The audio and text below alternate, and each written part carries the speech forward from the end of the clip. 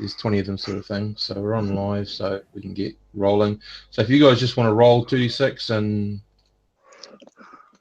generate your numbers, and we'll go from there. Alrighty. So I think who wants to go first? Anyone can. It's all cool. You guys, we played long enough. You can just roll, do whatever you're going to do, and put them where they need to go. I'm not going to worry about it. Just the only thing I would say probably is that if your stats fall lower than a 6, we might need to look at re-rolling. So is this 2d6? Place it where you want it. Where you want it. Yep. Okay. Gotcha. So as long as you've got, you might want 3 relatively good physical stats, just because you're going to be doing that sort of work. Okay, 7, 5, 4. Oh, 2 4s. Yeah. Too many lows. Reroll the whole thing again, matey. Yeah, he's got 4 below. Like polio or something. He's got 1 8. He's not a healthy guy for the job. All right, hang on. Let me start over. So I mean, I'm not expecting super characters, just people that have, some decent stats. I don't know where it was. All right. 1, 2, 3, 4, 5, 6. That's much better. Okay. Cool. Got a 4 in there. Yeah. Is that okay? Yeah, that's fine. Totally fine. Okay, I'm doing my rolls as inline, but if you touch the boxes, you can see they're all 2d6s. Oh, sweet. Oh! 3 4s. 11. Whoa. Okay, so he's... Well, it's up to you, matey, but you got 2 11s and a 10. Come on. I mean, you're polar. I mean, physically, you're pretty good if you can choose a low physical stat, but it's not going to be good in the game, considering you don't actually finish Starport Authority. You're still considered working. You might want to keep those high stats for your physicals. 4 is not something, but I won't. Right. No, nah. Okay, I'll re-roll. Cool.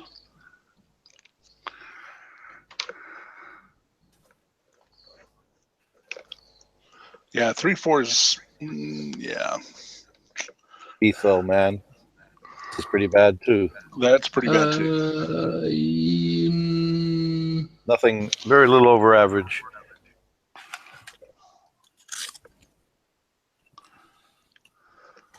You still got 4 over 6. Well, 2 of 6, aren't they? Yeah. Okay. But I have faith in the quantum rolling of roll 20, guaranteed random. Definitely. I have faith. You have faith. The inline format is cursed. Yeah,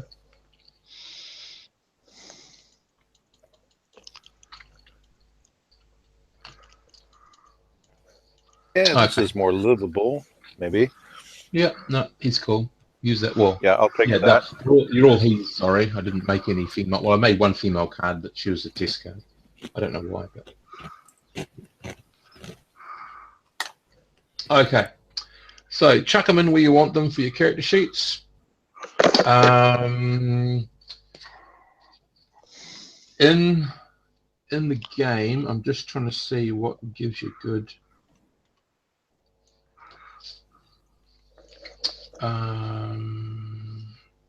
This is really interesting because from what I can make out, high stats don't give you any major bonuses to enlist or for survival. It's more a case of where you've been, what you've done.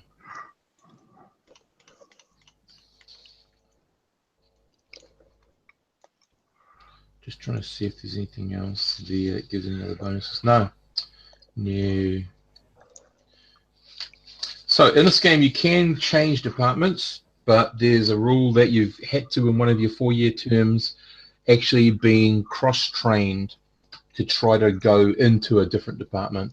So each department, so There's 4 departments: the administration, the passenger service, the freight handling, and the ship servicing. So it is random how you get where you get, but I'm pretty much considering, since you guys are going to be starting. Oh, sorry, here we go. Enlisting. If you have an endurance of 7+ or an education of 7+, you get a +1 and a +2 respectively. But don't worry, you're all Starport Authority people anyway. It's important to know what starport you start in, which is a B, because that'll give you some things later on like this. So how it works is you work in terms of 4 years, but each one's divided in 4 one-year periods, except for the first 4 years where you get 2 years of basic training.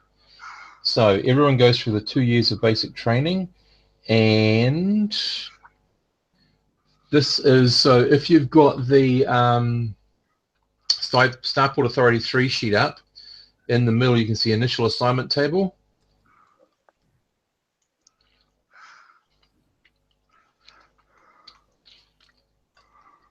If you've got it up, guys, I don't know if yep.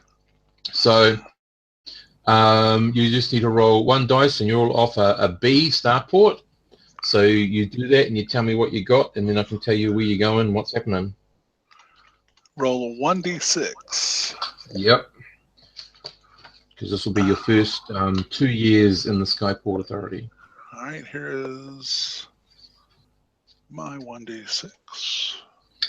4. Okay, you are in the admin. I'm going to need a piece of paper. Yep. Okay. And Pierre, 6. Okay, Pierre, you're in custom security. There's always one. Okay. So you probably won't see it that well, but in Starport Authority 1-2, the right-hand column, Pierre, you'll see assignment skills table, departmental skills table. So you don't have an assignment, you are considered. How the hell did you get customs? Rolled a 6 on the B line. I know. Or customs security. Yeah, it usually goes straight into 6 there. on any of the lines. Right? I know. It's really weird. Hang on. Or 5 on the D line. Haven't jumped stuff. Is it printed wrong? No, it's not. I'm just making sure. Okay, sorry guys. On a roll of 10+, +1 if education is a 9+, +1 if social is a 10+, you can choose any department. Otherwise, you've got to roll on the table as to where you go. If your education is at 10 or better, you can pick 10, 9. Okay. 9, you're going to make a roll. I didn't state my distribution of stats, but I won't be able to do that. Okay. So, g'day Sid, just roll up 2d6 6 times and put them where you want them. It would be best if you have a set that you don't let your physicals go under 6 if you can help it. Being the type of job you're in, it would be dangerous.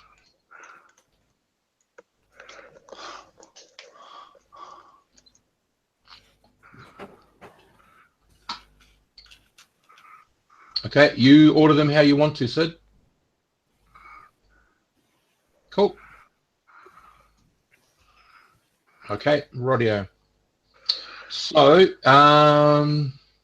you guys can still make the roll to try to choose your department. I'll give you a brief discussion. So, admin is the only one where you can get really high in the rankings, and you get some stuff out of that. Passenger service is just what it says. Freight handling is just what it says. Ship servicing is where you get all your typical space skills from. So you might want to try to see if you want, you've got the two tables there. I'll just make sure Sid can see them. No, I don't see ship servicing as an option. No, which is kind of weird because that should be there. So I'm really not sure what that is. But this is the initial assignment. So that's your very first one, and then we go differently. Okay. We'll just go with the flow. Yeah. Okay. So Sid, you're becoming a Starport personnel person. So once you've got your stats assigned, you should have your character sheet there. You should see Starport Authority 1-2 and 3 open to you from the handout. If you don't, just open them because that gives you all the tables and stuff you need. Yep, I've already put it down. Whatever. Cool. I don't see a skills table for custom security. Yep, it's on 1-2. You've got departmental skills and then you've got assignment skills, and I'm not sure why that is, but that's just how it is. So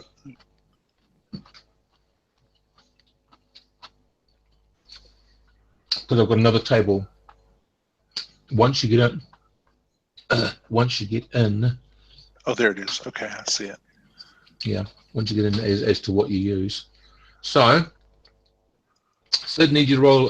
So guys, roll 2d6 for Pierre and Glenn. I'm going to leave them what they were, but roll 2d6. If you get a 10 or more, you can choose which one you want to go into. Okay. No, so you want me to roll 2d6? Okay. Yep. So I just skipped that.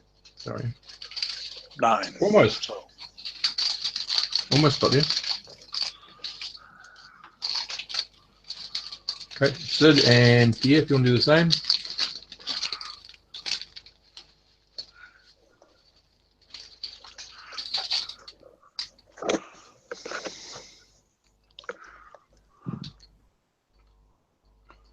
Nine as well. And 7. Okay. So Sid, give me a d6 roll, please.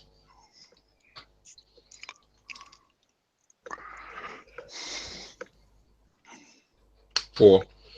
Okay, you're in admin as well. God, lots of admin people. Okay. Rightio. So what this means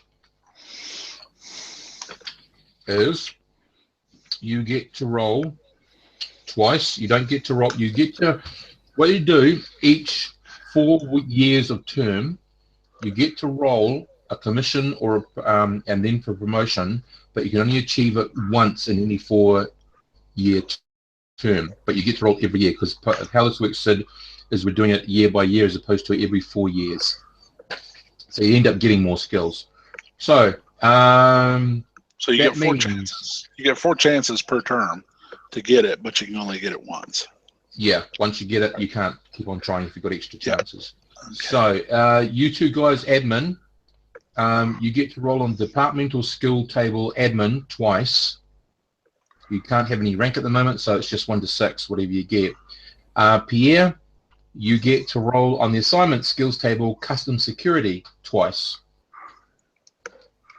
So if you want to roll, I can tell you what they are, what you end up with, but I mean, the tables are there to look at, but you're predestined to those tables anyway. Crikey.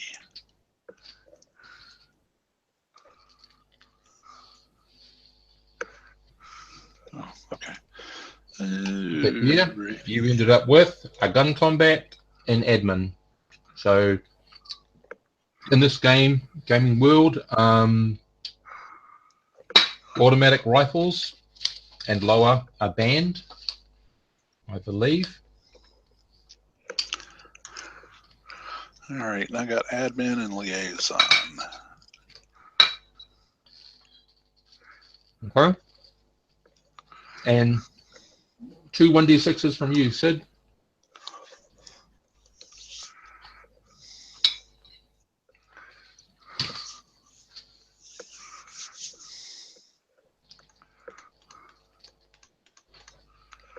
Same thing I got. Liaison and admin. Great. Now, this is where it changes. So from now on, you get to roll for several things. So first of all, we roll for the area assignment. Then we roll the assignment resolution, which gives you whether you survived and whether you got a skill that term. And also, you roll again to see whether you got commission or you got promoted until you can stop. So first of all, I need another D6 from each of you. This is year 3. 1d6. Mm-hmm.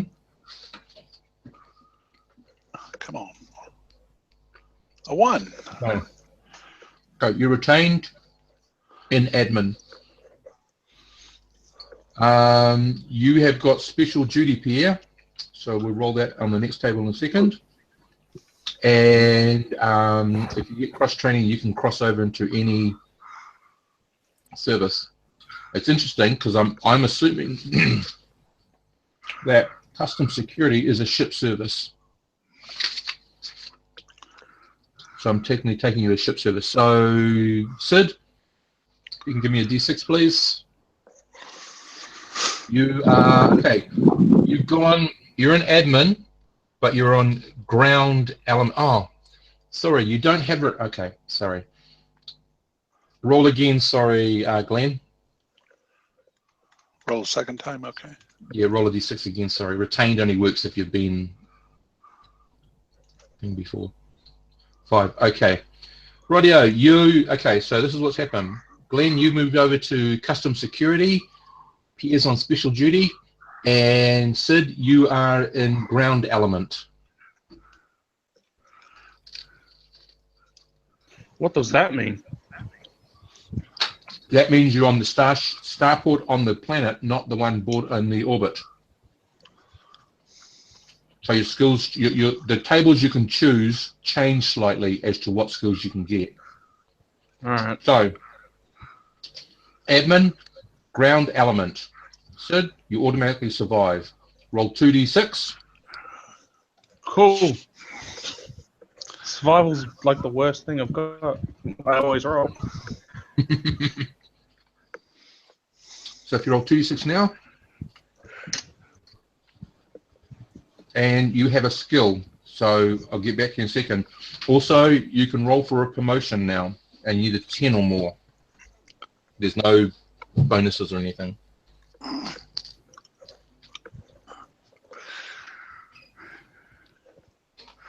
Sorry, what was that again? Roll 2d6 for promotion.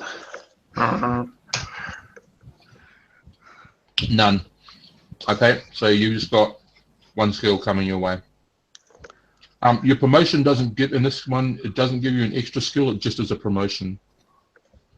So, Pierre, give me a D6 to see what special duty table you're going on.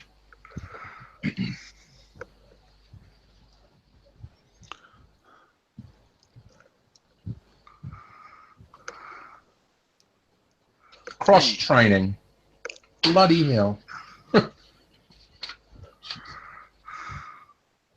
Okay, cross training.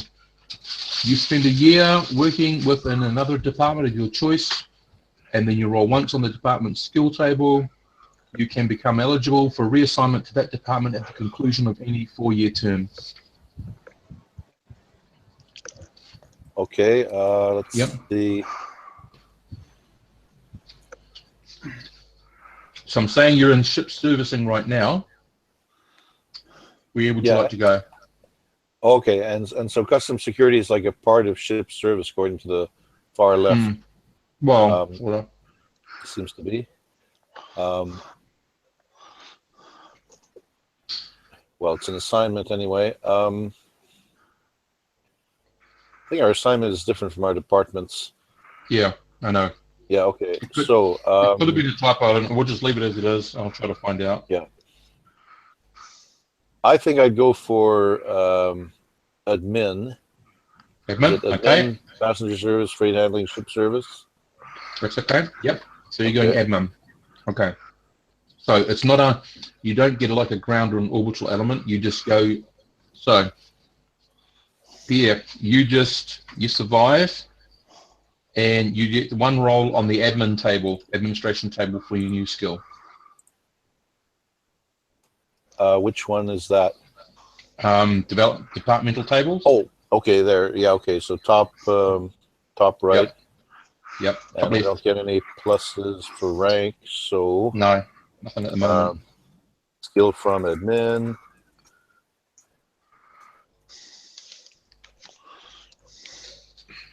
A 1. Admin again. Okay. Cool.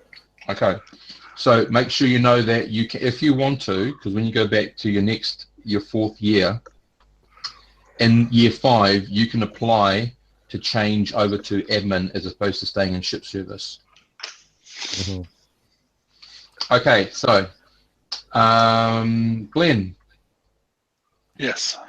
You are admin, and you are. I thought it was custom security. Yep, but you're an admin. Security. So Okay. to survive, you need a 4+, 2d6. Right. Just Ooh. to get any skill this year, 5+. On 2d6. Yep. Ooh. And to be promoted, 10+. Well, that's difficult. I don't get any bonuses, I guess. No, it is very hard. Oh. Nope. Nope. Okay, so Glenn, you get to choose from either the admin table or the custom security table. Which is the assignments table. Yep. Under assignments, okay. Yep. So Sid, you get to choose from the admin table or the ground element table. All right, let me look at this. Does it go to a +1? Say that again, sorry, Sid?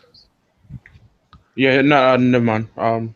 Do I roll or I'm still 1d6. Let's roll a d6. And we just get one skill? Yep. I'm taking it from the ground element. Okay, there you go, Sid.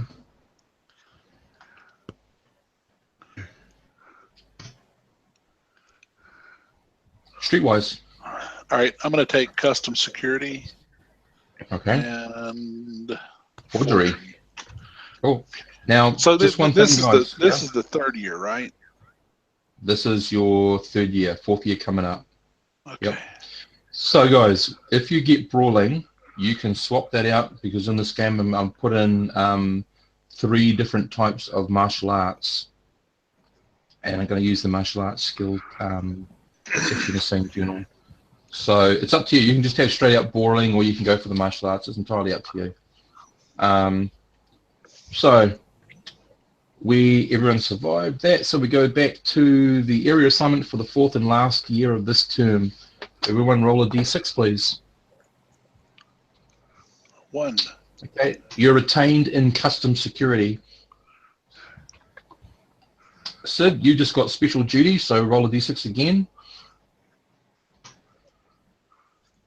You are, oh, cool, shuttle. You're on shuttle duty. So shuttle duty gives you level 1 in vac suit straight away. Yes! Now, on 1 dice, you've got to get a 5 or a 6 to get ship's boat, navigation, and grab vehicle. So you roll 3 times. Any of those, so in that order, any of those are 5 or 6, you get that other skill. 1, Nope. 1, Nope. and 1. Nope. 6. You got grab vehicle as well. But you got vac suit. Vac suit and grab vehicle. Yep. Which is really good for working on a starport. Yeah, exactly. Especially when you're in the orbital building. Okay, Pierre, I think you're up next. Yes. Yeah, this is a skill roll for year 4. No, this is a area assignment first. Every year you do an assignment. So 1d6. Okay. Okay, area assignment. 2. 2. Okay, that means you're in the ground element. You've been moved. If you were, we know you're in the ground element now. So ground element. Yep. Do you want to go ahead and just do Sid straight through since he's got to leave? Okay, it's okay. I'll just do this one with Pierre just so I can. Right. And everyone's finished at TIM4 then? Well, no, I haven't yet, but I just as a thought. Yeah, no, that's cool. That's cool. So ground element, you automatically survive. Give me a 4+ on 2d6 to get a skill. 5+, sorry. No. What are you in, Pierre, at the moment? You're in... What was your last duty? My last duty was the cross-trained admin. And no assignment is ground element. Okay, rightio. So ground element, your original one was ship. So, okay, I'm with you now. On 2d6, give me a 4 or better to survive. Just 4 better, huh? Okay. 2d6. Uh-oh, 4, okay, whoa. 6 or better to get a skill.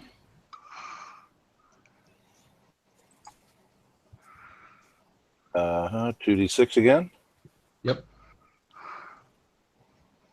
And a 9 or better to get a promotion. Sid, you need a 10 or better to get a promotion, well, to get a commission. For promotions, are there any pluses for anything? No, nothing. So Sid, you have achieved rank 1.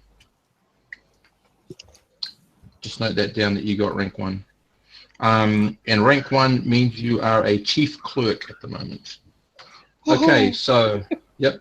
Okay, so you just got your last year to go do Glenn. Yes. Okay, do that and then I'll just move into Sid. Yep.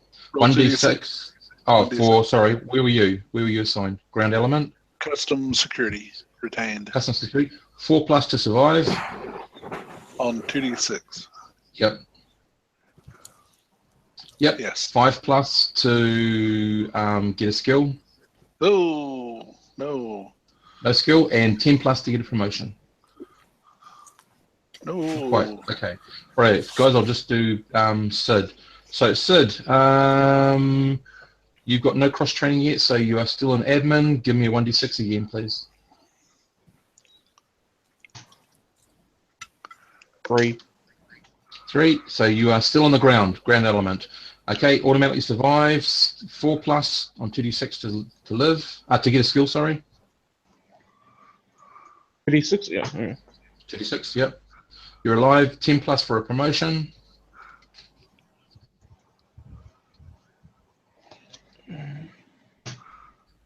Nope.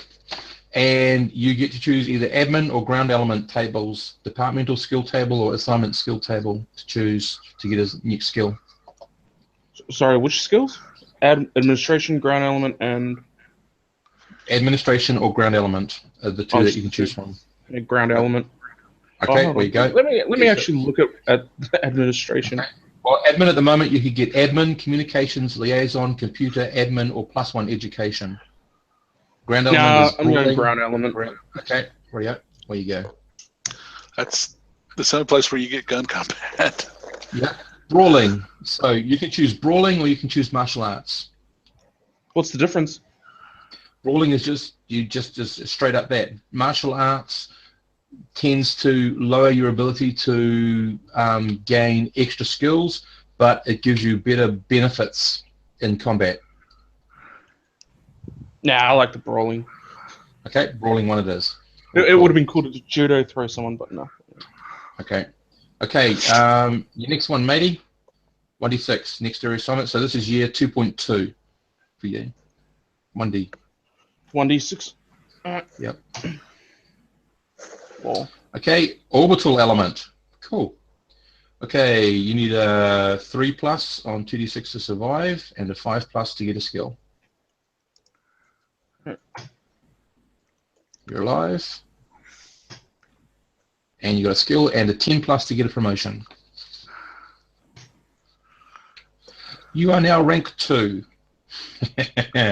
Which means you can if you choose the admin, you can choose the number or you can choose 2 above it because you're rank 2. Or you can just go orbital and on orbital, so you can do the admin table. So you got the whole 8 of them: admin, communications, liaison, computer, admin, +1 education, leader or legal. Or you can go orbital, which is vac-suit, ship's boat, gambling, brawling, carousing.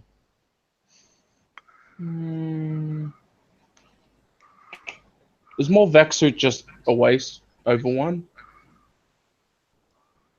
Say that again?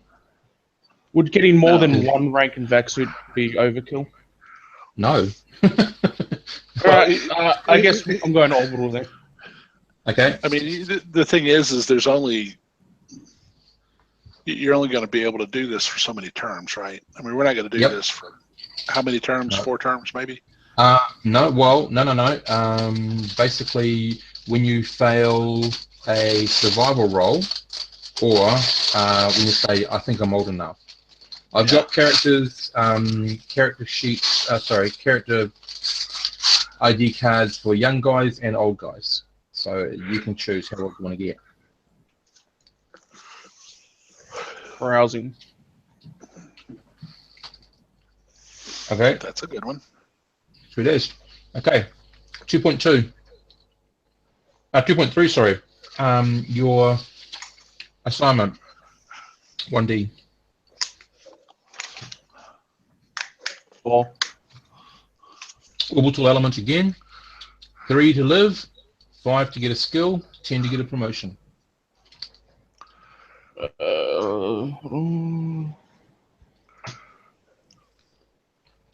You live. Skill. No skill. Promotion. Close, but no. Not quite. Okay.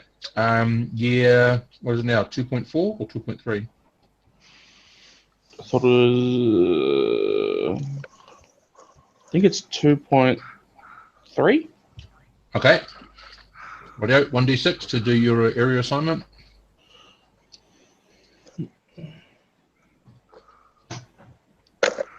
Three. Ground element. Auto survive. 4 or better to skill. Yep. And 10 or better for a promotion. Nope. Nope. So you get to choose admin or ground element. Ground element. Okay. I really should start taking administration, but Gun combat. Choose whatever you want, matey. Okay. Year 2.4. Where you go? 1d6 for area assignment. So can we leave at any time, or when you leave, that's when you start playing the game. You're still going to be a Starport Authority employee. All right. So how do we stop? Well, you can say I'm going to stop after this 4th term, and that's when I'm going to enter. Or I would suggest you go for at least 3 terms. Okay. Not suffering any aging. So that's special assignment. Not special assignment. Assignment task. What is it called again? 1. You can retain. Check out in ground. You can check out any time you like, but you can never leave. Okay, you're a ground element again, so that's auto survival. 4+ for a skill. Yep. And promotion 10+. Yep. You are rank 3. This is year 3.1. So you get to choose which of the table you want: ground element or admin.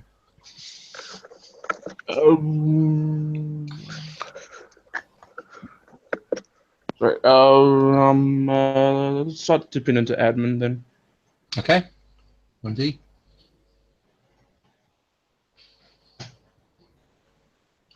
Okay, so you either get computer or +1 education, because you can take the 4, or you can add 2 to it to get the 6, because you're rank. I'll take computer. Okay.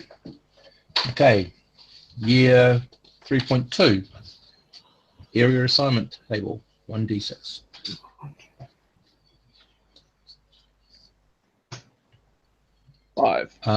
custom security. So 4 or better to survive.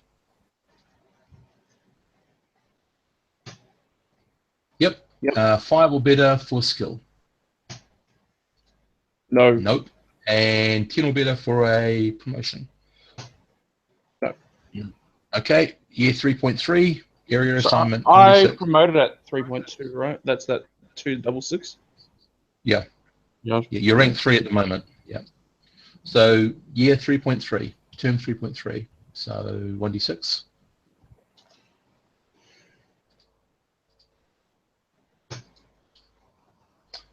Ground element again, auto survival, 4+ on skills.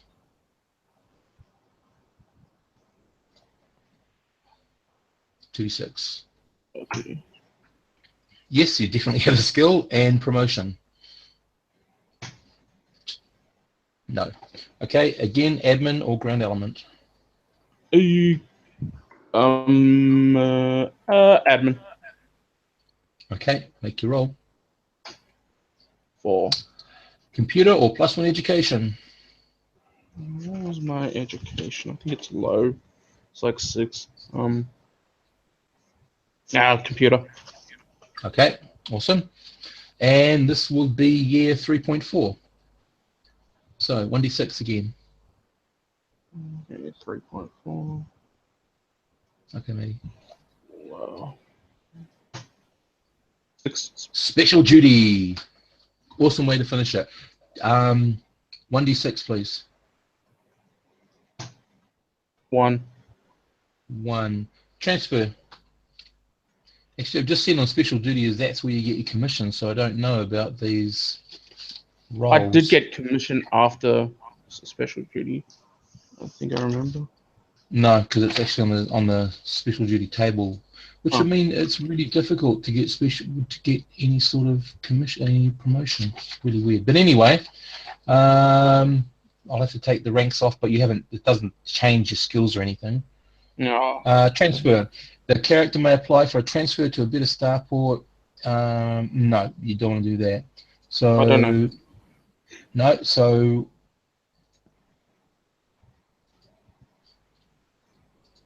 okay. Roll a d6 again. See what else you can get. XT line. Cool.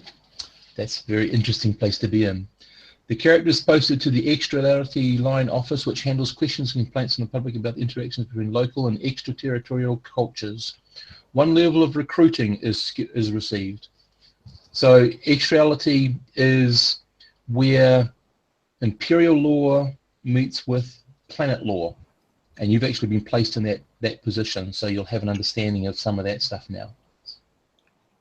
So what happened?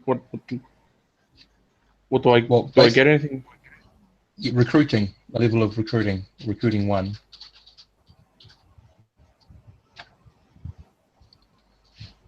Yep. So you can leave now, or you can go into 4.1 or 2. You only have to start aging when you get past 4.4. Well, because time is short on me, I'm going to leave now. Okay, cool. Okay, so you're 30 years old. I just need you to roll me a d20.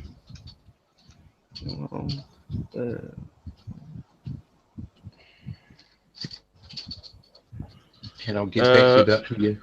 A d20? Yep. 8. 8. Okay, cool. Thank you. I'll get back to you about what that means if you need to go and do stuff. How soon are you going to be able to come back? I hope within the hour. Cool. Okay. Sweet as. Need to do this stuff. All right, matey. All good. Okay. Right. Take care. Have fun. See you later, Sid. Okay, rightio. Pierre Pierre might not be back. I'm back. Okay. Oh, cool. Okay, Glenn and Pierre. We're at year 2.1, I believe. Yeah, okay, I survived and rolled for a successful skill, but no promotion. Do I roll for a skill now? Yeah, if it was at your 1.4 or whatever. I think I was. Yeah. Okay. And do I roll? I'm confused. Do I roll on the admin table or back to the custom security table? You are basically you're on the ship service, and were you ground element, orbital element, or custom security on that last year? Oh, it says ground element here. I must have rolled. So you choose either ship service or ground element tables to choose to roll on. Okay. Are you confusing me with something else? Because let's see. I went to admin and I think in 1.3. Yeah, you got that was a 1 year transfer. Okay, yeah, okay. So the new assignment was the ground element. Okay. So I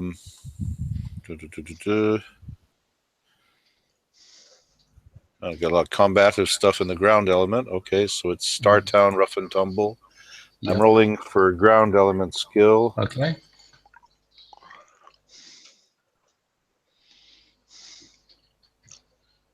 Six. Gambling. Cool. Okay. You guys are into term 2. Now, what can happen?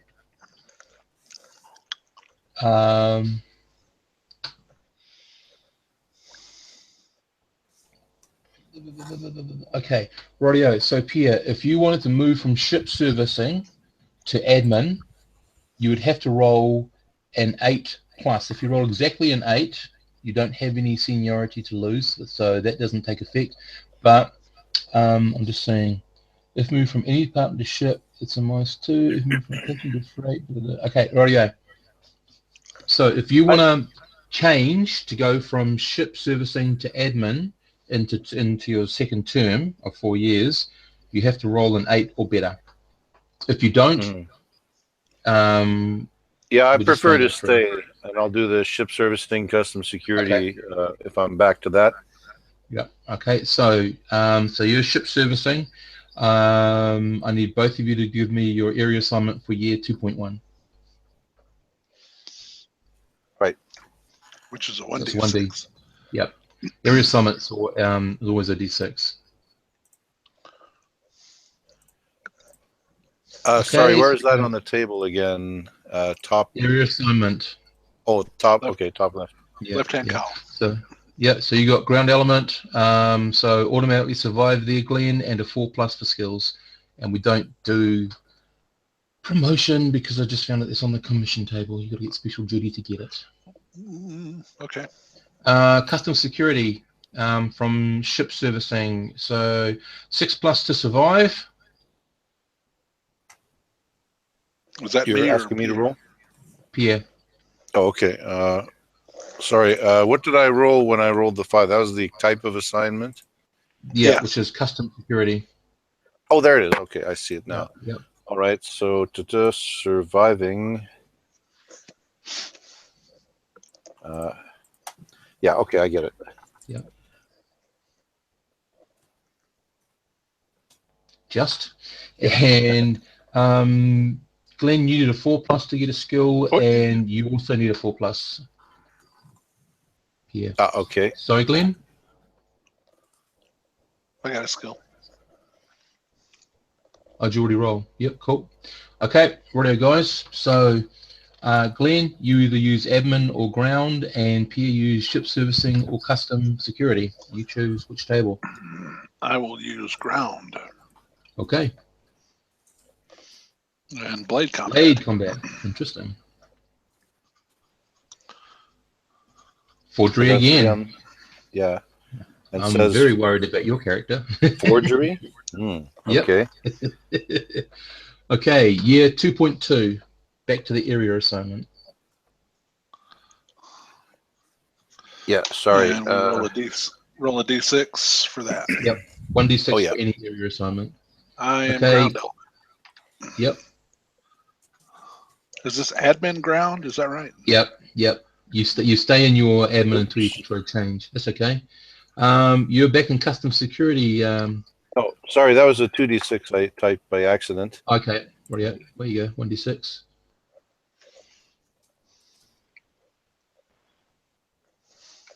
You are retained in custom security anyway. So that's a 4+ for a skill for you, Glenn, and a 6+ to survive and a 4+ for skills, Pierre. Okay. Oh, I get a skill. Can I get 2 skills? Do. Unfortunately not. You should get something for that lovely roll.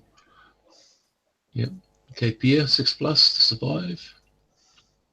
And that's on 2d6, of course. Yep. Okay. Yep. All these. Yep. You're fine there. Yeah. And a 4+ to get a skill. Yep. Okay. Same tables as last. I'm going to take ground element. Okay. And Blade blade combat again. Ooh, you're a knifey guy. What about you, Pierre? I'm going to roll again on the custom security. Okay. Oh, sorry, I keep typing 2 instead of 1. The actual number is 1d6. Real roll is 2. Bribery. Okay, this is getting. What does it mean? What does it mean, man? Yeah. What does that mean? It means flowery backstory for sure. It definitely. Yeah. It's going to be interesting. Okay. Year 2.3. Our area assignment 1d6. Retained. You retained on ground.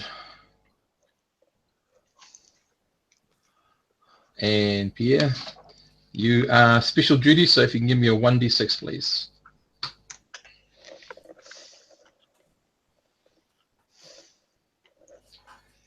Cross-training again.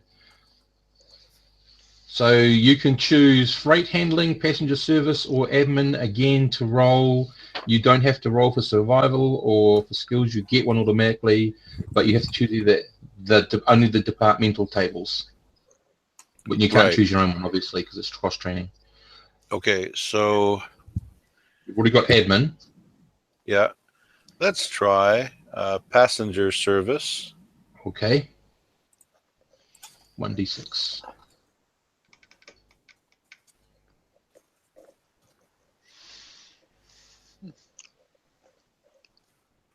Liaison. Okay. That's a skill then. Okay. Yep. Liaison. Okay. So, Glenn, 4+ to get a skill. I survive automatically, and I need a 4 better. There we go. Yep, you're away. And either of those. Ground service skill. Okay. 6. Gambling. Well, that's weird. Okay. Okay. This is year 2.4. And your area assignment.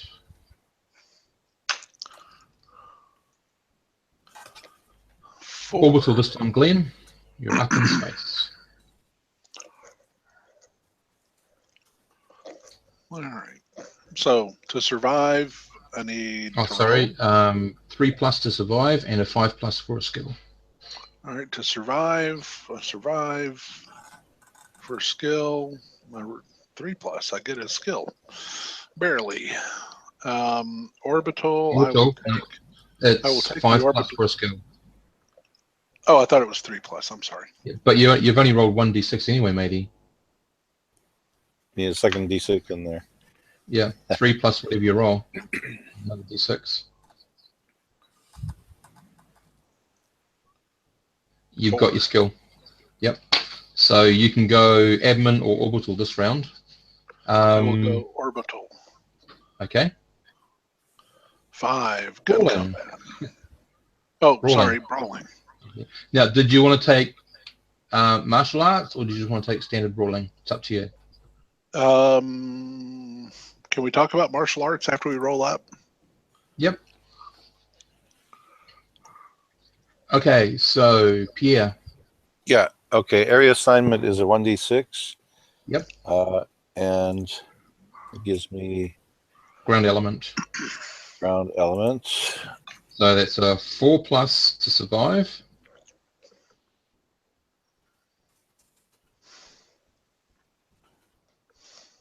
Oh, yep. Yeah. 6+ to get a skill.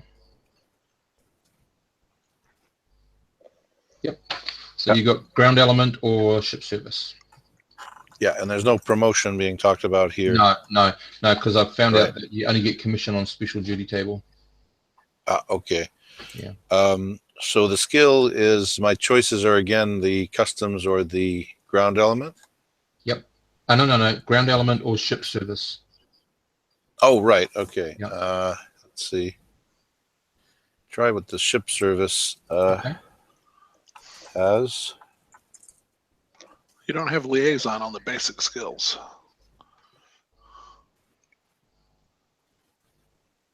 Let's see. I had rolled on the other table before. There was I rolled on admin. Oh no, passenger service. I was in passenger service the other time. Yep. Ship service is this time. Yep. 1. +1 strength. Ooh, okay. Yeah. Okay. Sorry, Glenn, what'd you say? Liaison's not on your character sheet. Under basics. Probably not. No, because it's basic. This uses some of that stuff from Merc and Highguard. Gotcha. The Starport people. But that's all cool. We'll just add it there somewhere as a note or something. Okay, term, if you want to. Don't forget you can go up to like 4.3 and stop there. It'd be 1 year before you get to your aging sort of crisis thing if you wanted to, or unless you fail a saving for survive, and then you're sort of in hospital for about 6 months, and then you come back out and you start the game then because you've had an accident. This is I'm only on the second year. Well, it appears 2.4. You should be 2.4 as well. Yeah, this is term 2.4, which means the 8th year. Yeah. If you're counting. I'm sorry. The second term I meant. Yeah. You're in the second, so we'll be going to the third term next. 3.1 is next. Okay. Yep. So Pierre, again, you can try. Did you want to change areas? Did you want to try to go into passenger, admin, or stay in ship service? I don't know if I have the brains for passenger stuff. What kind of skills do they get? Steward, liaison, medical, streetwise, liaison again, bribery, and no, I gotta stick with the custom security. Ship service. Okay, that's cool. So area assignment, guys. Okay, with this 3.1 then. Yep, 3.1.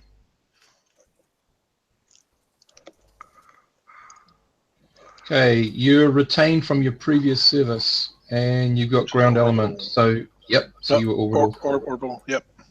Orbital. So, Glenn, it's a 3 or better to survive and a 5 or better for skills. Pierre, you've got ground element, 4 or better to survive and 6 or better for skills. Keep on rolling that 1d6. I don't know why Glenn. it does. Yeah. One more dice. 6. Yeah. There we go. 7. Cool. Okay. You choose. You know how to do the table, so you choose which one you want. I'll take the orbital table again. Okay. Oh, I know what it does. I'm rolling from the last 10 rolls, and it progresses the thing. I'm hitting the wrong button. So Pierre, you managed to miss the skill. Now for what is it? Ship servicing survival is 6+, isn't it? No, 4+ to survive, 6+ to get a skill. Which table are you reading from? Admin or normally I'm in ship servicing. Yep, that's right. I'm custom security. Ship service, and you're on the ground element. Okay. Each element, GE, the GE column. I see. Yeah, each element has a slightly different chance. So you got carousing there, Glenn. Okay, so I'm sorry, carousing. I'm glad you looked at that. I keep looking at the ground element table instead of the orbital. Yeah, that's so cool. Okay, so we're up to 3.2. And I can get a customs or ground element skill roll. I didn't do my roll yet for skill. No, you didn't. You got to get a 6 or more. You only got a 5, matey. Skill obtained 5. You are right. Okay. Yeah, that's so cool. That's so cool. So next year, 3.2 area assignments, guys. Retained. They like you up there, matey. So again, 3+ to survive, 5+ for skill. It's because I buy all the drinks. Okay, Pierre, 1d6. Oh, whoops. Badly That's done. okay. Ooh, what do I need to survive? 3? 3. Yeah. Oh, God. So, Barely. ground element, Pierre. You're back down on a 4+ to survive and a 6+ for skill. Okay. Ooh, scraping by. Oh, no skill there, Seamus. Yep. Glenn. Keep on saying the name Seamus. You can call me either one. It's okay. Harry Mudd. Well, I do that to retain anonymity online. Of course. Yes. Okay. Radio, you got a skill there, Pierre. So I can get on custom security or the ground element? No, ground or ship service. You can only be department Oh. or the assignment. Yeah. Right, okay. Yeah. Let's see.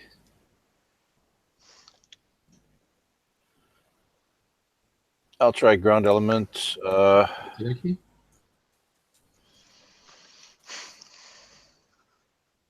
I'll make sure to roll 1d6 there. 3. That means a Blade combat. Cool. Okay, so we're up to 3.3. 1d6, guys. Ground element. Ground. Back on the ground. So that's an auto survival and a 4+ for skill. 1, 2, 6. 4 better. 8. Yep. Where you go. Pierre, 1d6. Yeah. And I'll roll on the ground table. Ground element, same again, 4 and 6. Rolling. Or possibly martial arts level 2.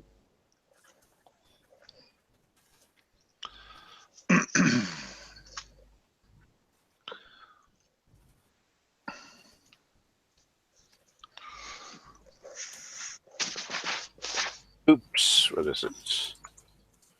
Yep, 2d6. 2d6 for survival, 2d6 for skill. Yep. There we go. Skill. You're fine with the survival.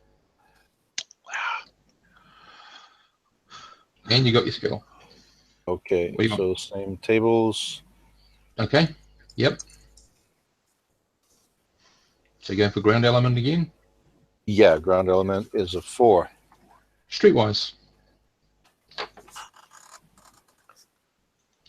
Okay, this is last year of this term. 3.4, guys. Make your D1d6s for your area assignment.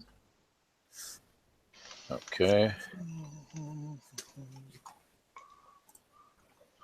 3, ground. They're on the ground.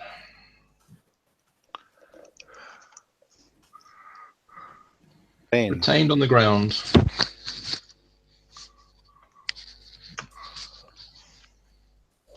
Okay, so I think you know your numbers. 4 and 6 for you, Pierre, and a 4 for you, Glenn.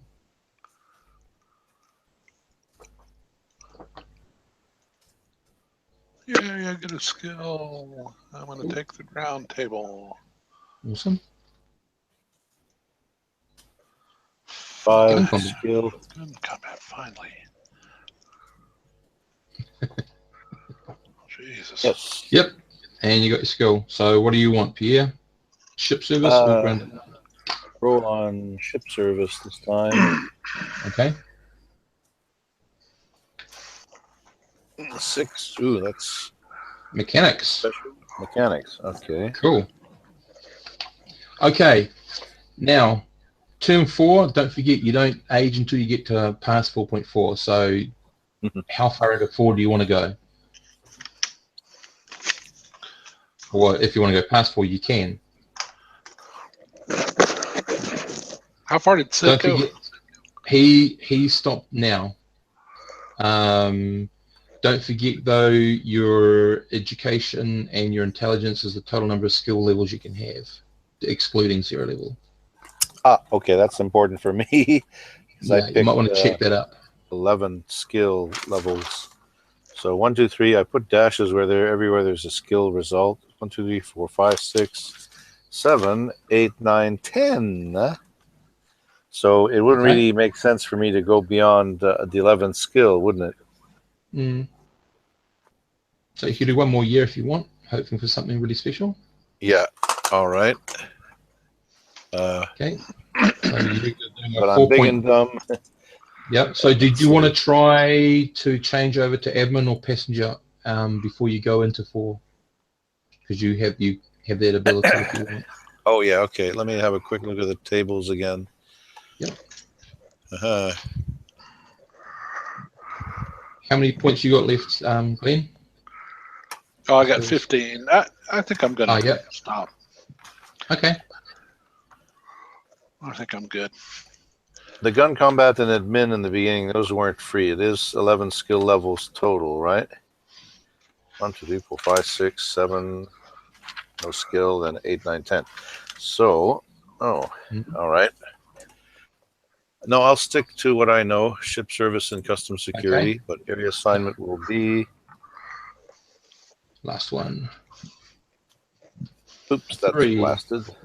No, it's... that's not a real roll. I should double bracket each side. Right. 6, special duty. Here we go. Okay, 1d6.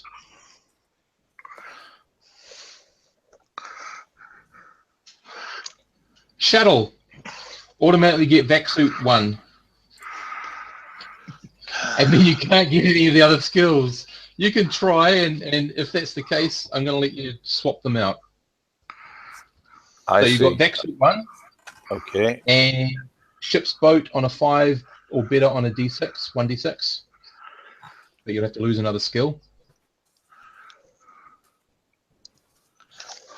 So it's only a 5+ on a 1d6? Yep. Okay. Yeah, I can't figure out these controls. Duh. But I get it? Okay, or a chance to get it? If you drop another skill, you've got ship's boat. Okay. Yep, no one else in the group's got ship's boat at the moment. Navigation on a 5+. Okay, let me just put these as potential skills. Yep.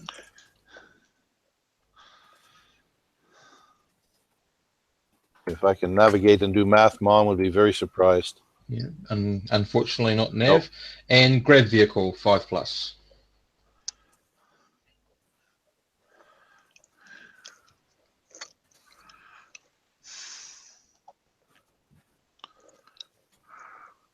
Not quite. No. So, if you've got a skill that you want to swap out to get ship's boat, that would be juicy. Let's see.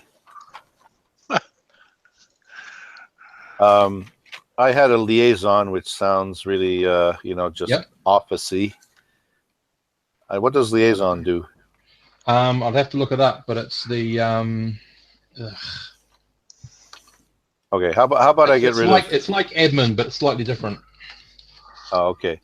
I'm going to cross out forgery from before. Okay. And I can get the ship's boat, so that would be 1, 2, 3, 4, 5, 6, 7, 8, 9. Am I time up at 12? 1, 2, 3.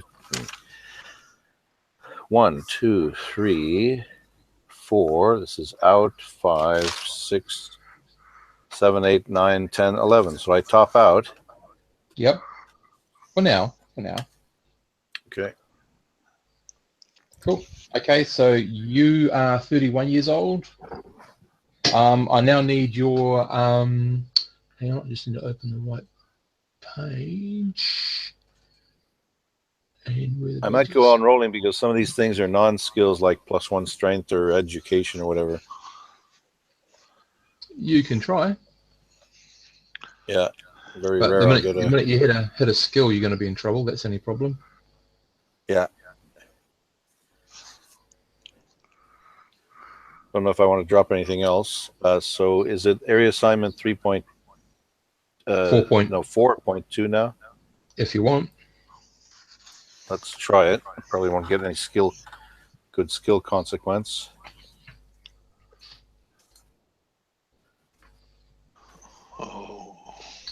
Retained in special duty. What are they And doing your to me? your special duty was shuttle. Uh-oh. You get another, if you're going to be there, you have the potential of getting another level in vac suit automatically, plus those Yeah, other 3 skills again. Yeah, but I'm topped out with 11 skills, which is my edu plus intelligence. So you're going to drop something or what? It'll be hard to decide to drop things as I go. All right, let's try. What's the rolls for vac suit? I guess you told me before. So you got vac suit automatically, that goes up to level 2, and you need 5 pluses. Ship's boat, nav, and grab vehicle. Let's see, 4.2, retain special duty. Shuttle. But the vac suit still counts as a skill, so I'm topped out and I couldn't accept it, right? Yeah, so you're going to have to drop. Yeah, you're going to have to drop others. Okay.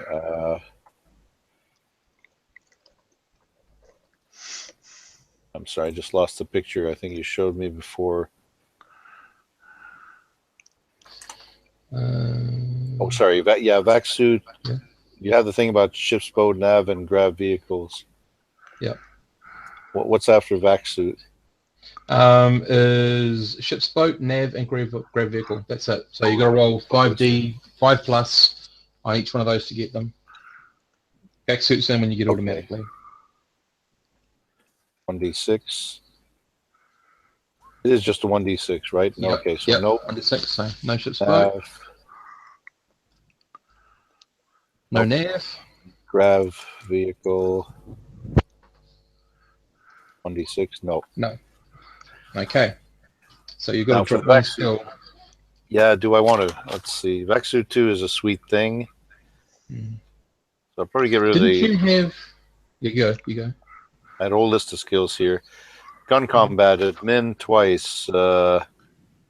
Gambling, forgery I dropped, bribery, liaison, plus... no, not +1 strength. Blade combat, streetwise, mechanics, vac suit 1. And to get vac suit 2, maybe I'll drop the seedy thing about bribery. Okay. So I'm dropping bribery. Cool. Drop bribery. So those are the skills. Do I... I didn't have to roll survival for that thing, did I? No. Just retain. Okay. Okay. So that's... Yeah, I'd say that's pretty much you, matey, because now it's becoming really difficult. Yeah. To decide what's going, what's staying. Okay, yeah, so you are 32. I'm 4.2. 4.2. Yeah, which is 32 because you get 34 at the end of it. All right, age 32. Yep. So I need from both of you a D20, please.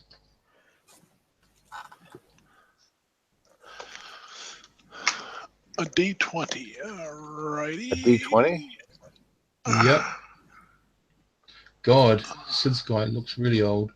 Yeah, you got that guy. Whoop, a D20. Okay, interesting. And you got the 10. I don't think you can have the 10, Glenn. Oh no, you can. Cool. Okay, rightio. So I've just got to save these in a format that they're going to be seen, and then I will send them to you. So, I'm thinking about taking laser carbine. Yeah. Because I've got a really high dex. I get. Are we playing classic Traveler rules, or you're playing starter rules, starter box set, which is the same as, right? All the combat stuff's the same, right? As classic. pretty much. Okay. So I get a +2 because of my dex on the laser carbine, and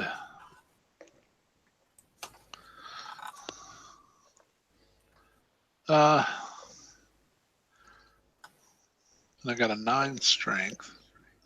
So club, dagger, blade. Just remember the lore level of the planet. What's the low level of the planet? I believe it's a 3, which I think would outlaw laser weapons. Okay. Well, So there's no way you'd be able to. I'll just check in a second. I just got to do this one thing.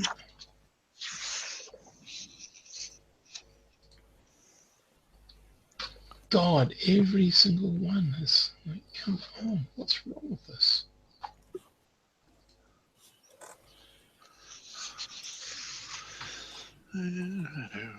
Dex 11. Body pistol, who cares? What good gun.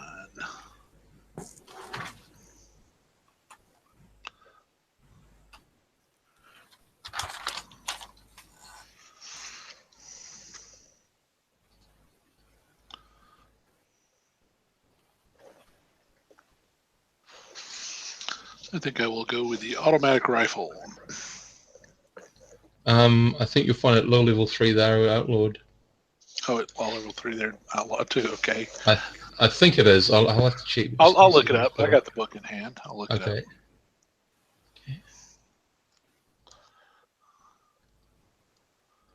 But I'm custom security, aren't I? No, custom security. I think there's a typo, but your ship service. But custom security was one of your tasks, one of your areas you had to work in for a year. Okay. Yeah. Drugs. Yeah. Animal encounters. Okay. All right, here we are. Tech level. That's not what we want. That's really clever, Steve. Why did you do that? Law level 3. Yep. Weapons of a strict military nature are prohibited. So.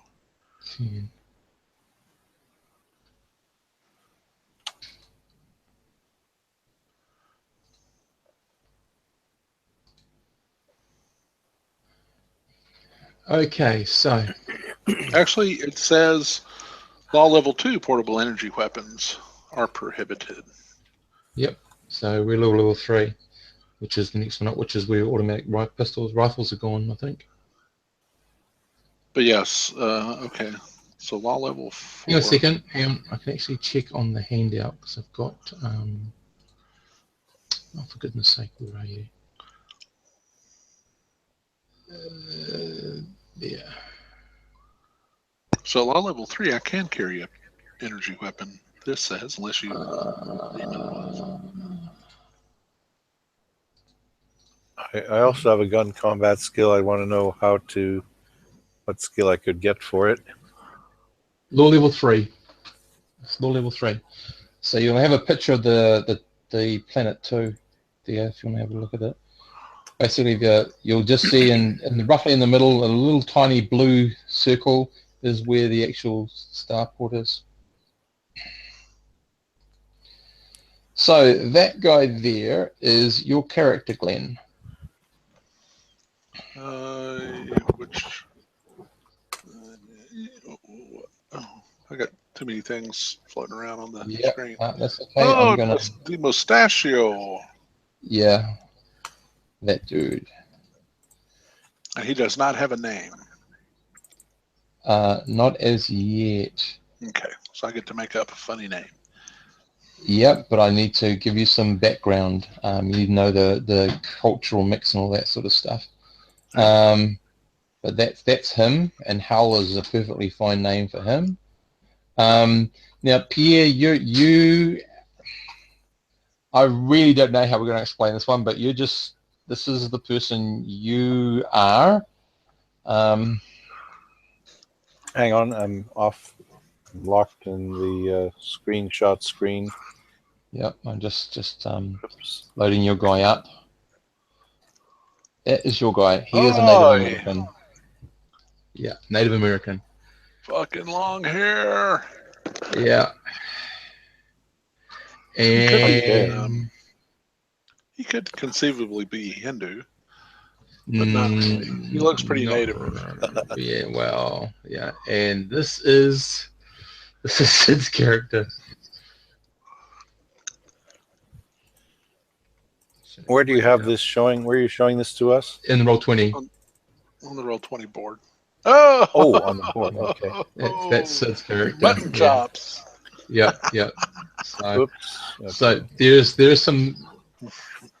I am actually not sure why your one is reversed, Pierre, but I'll. Yeah. It's kind of weird. There we go. It's because he's special.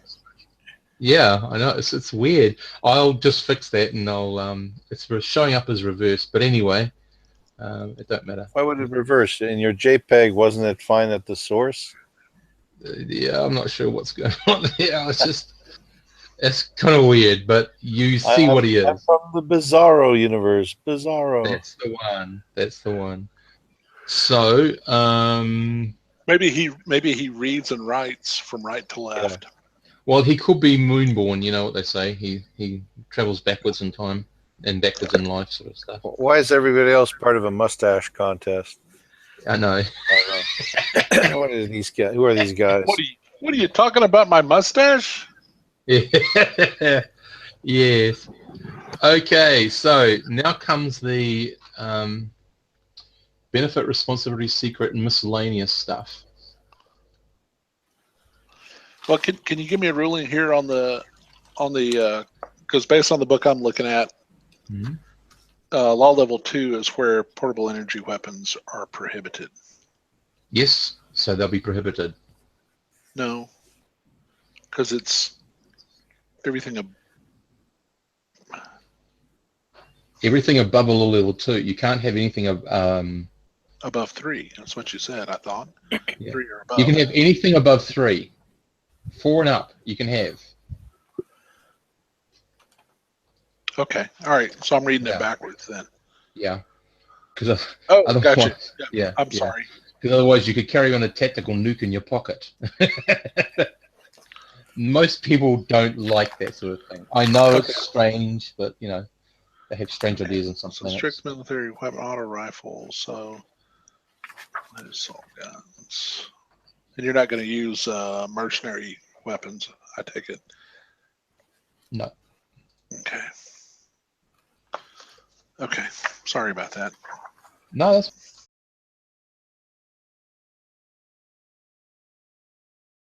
Here, I'm putting your correct around the right way face to person.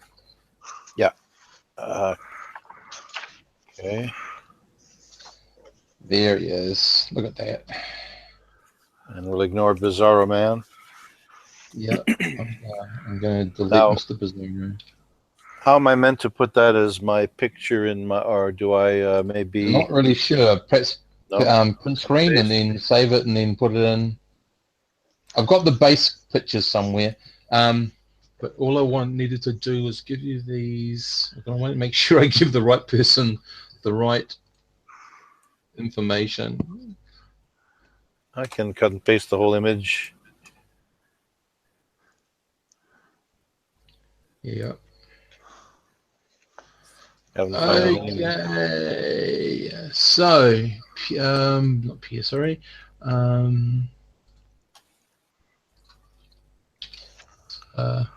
What's his name? Hal.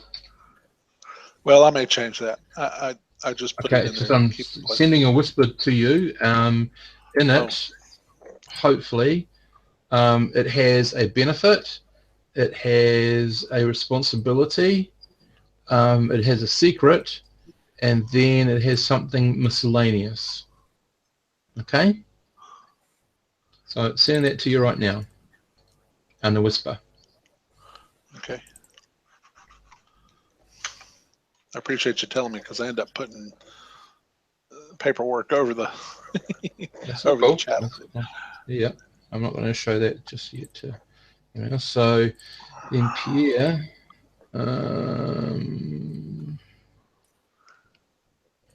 this is yours, Pierre.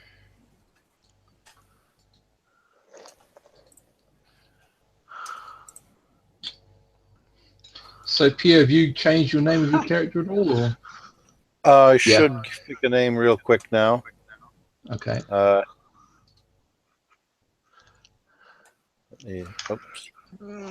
He is North American. That's you're forced into that. Sorry. So I don't know, Glenn, if you've had a look at the various cultures on planet, but basically there's Ukrainian, Belgian, Irish, Egyptian. Yeah, he's Belgian. Okay. There's also Mongolian, Indian, and Native American Indian and Maori.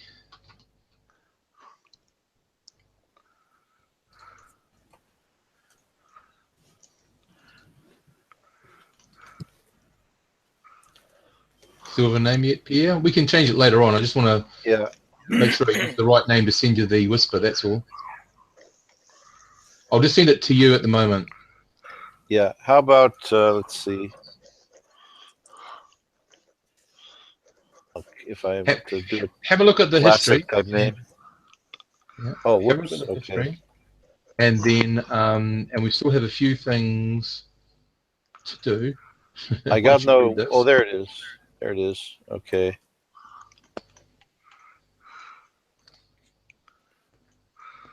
What's the four things again? So the first thing is a benefit. The next sentence is his responsibility. The other thing is a secret. And the last thing, which is treated, is his miscellaneous. Okay, I'll write it down.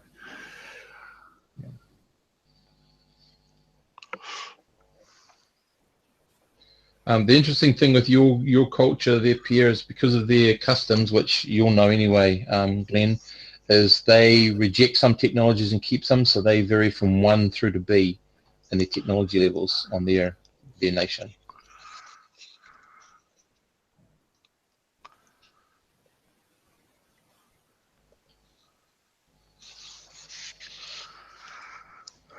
So the very first sentence, Pierre, I'll work it out and send it to you as an email.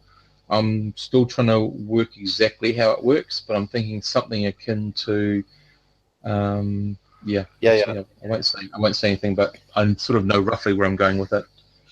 So I'll just ask you for some die rolls when we need. Got it. And then I need to get Glenn's. All right. So I'm going to go with the submachine gun. Yep. And I guess I'm going to go with a. You know, I got 2 blade combats.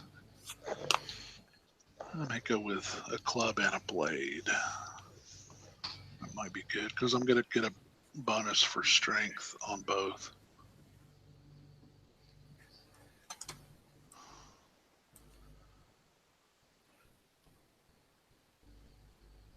But not much. Club plus 2. Steve, is there a typo in the last sentence, the miscellaneous sentence of my description? Maybe you can send it to me again. No, it's spelled correctly.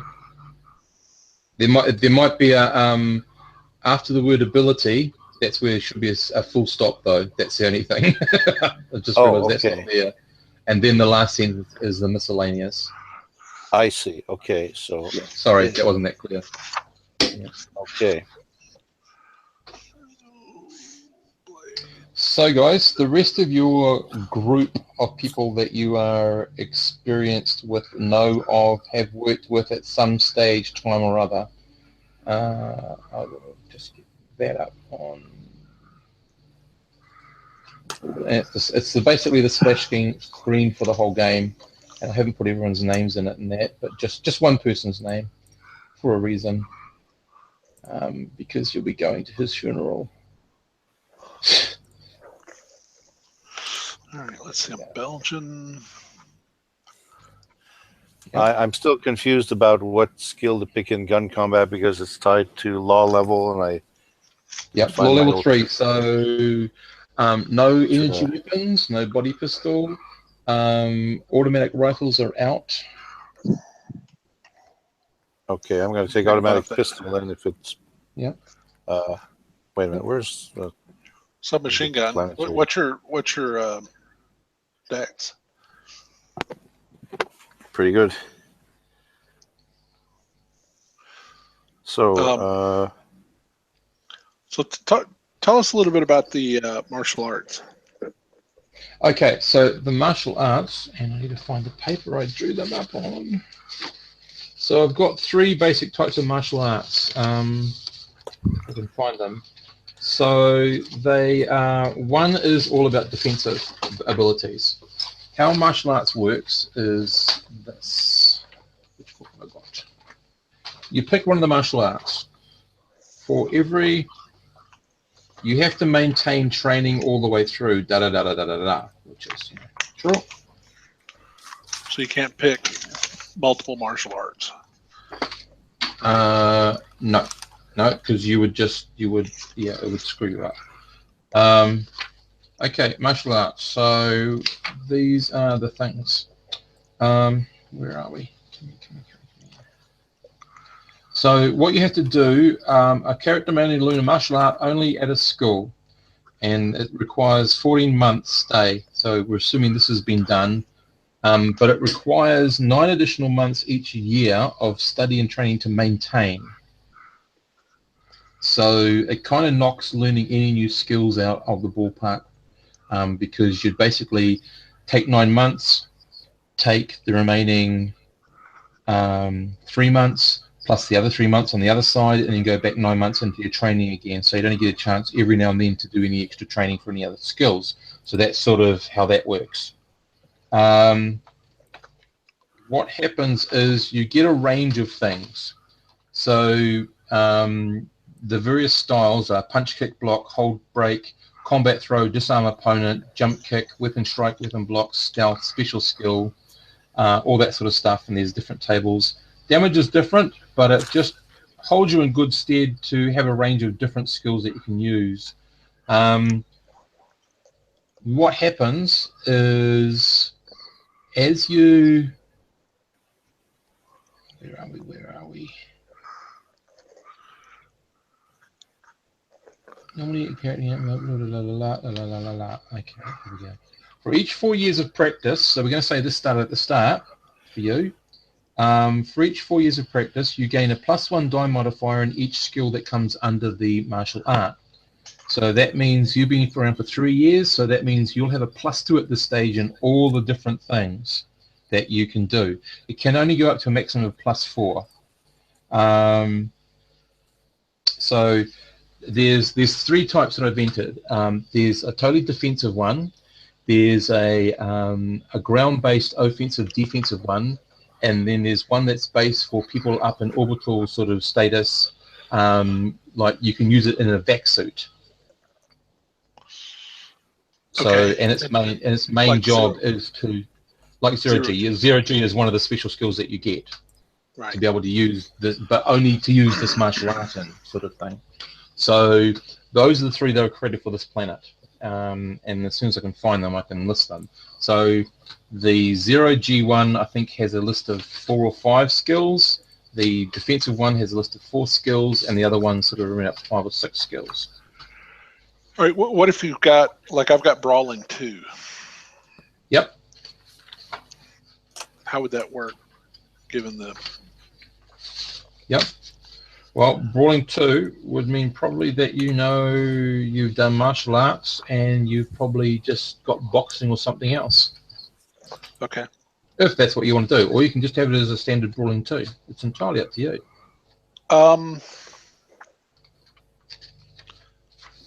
It's just that you have a little bit more flair and role play and options and combat sort of thing with martial arts. Because if you took 2 styles of martial arts, you would not be able to advance in any other skills. You'd be spending all your time just trying to keep them going. I think that may be a deal breaker for me right there. I think I'm gonna stick with Brawling. Cool.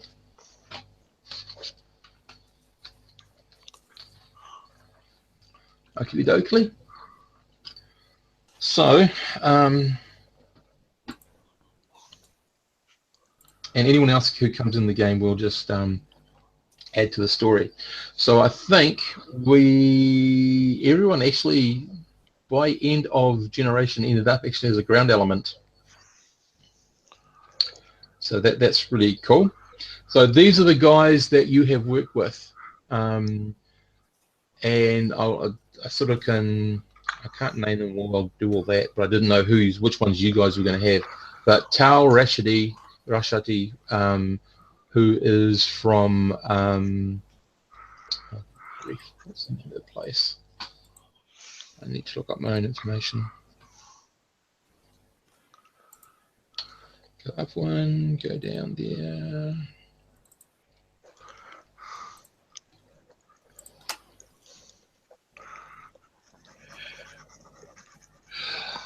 Where are we? That's it.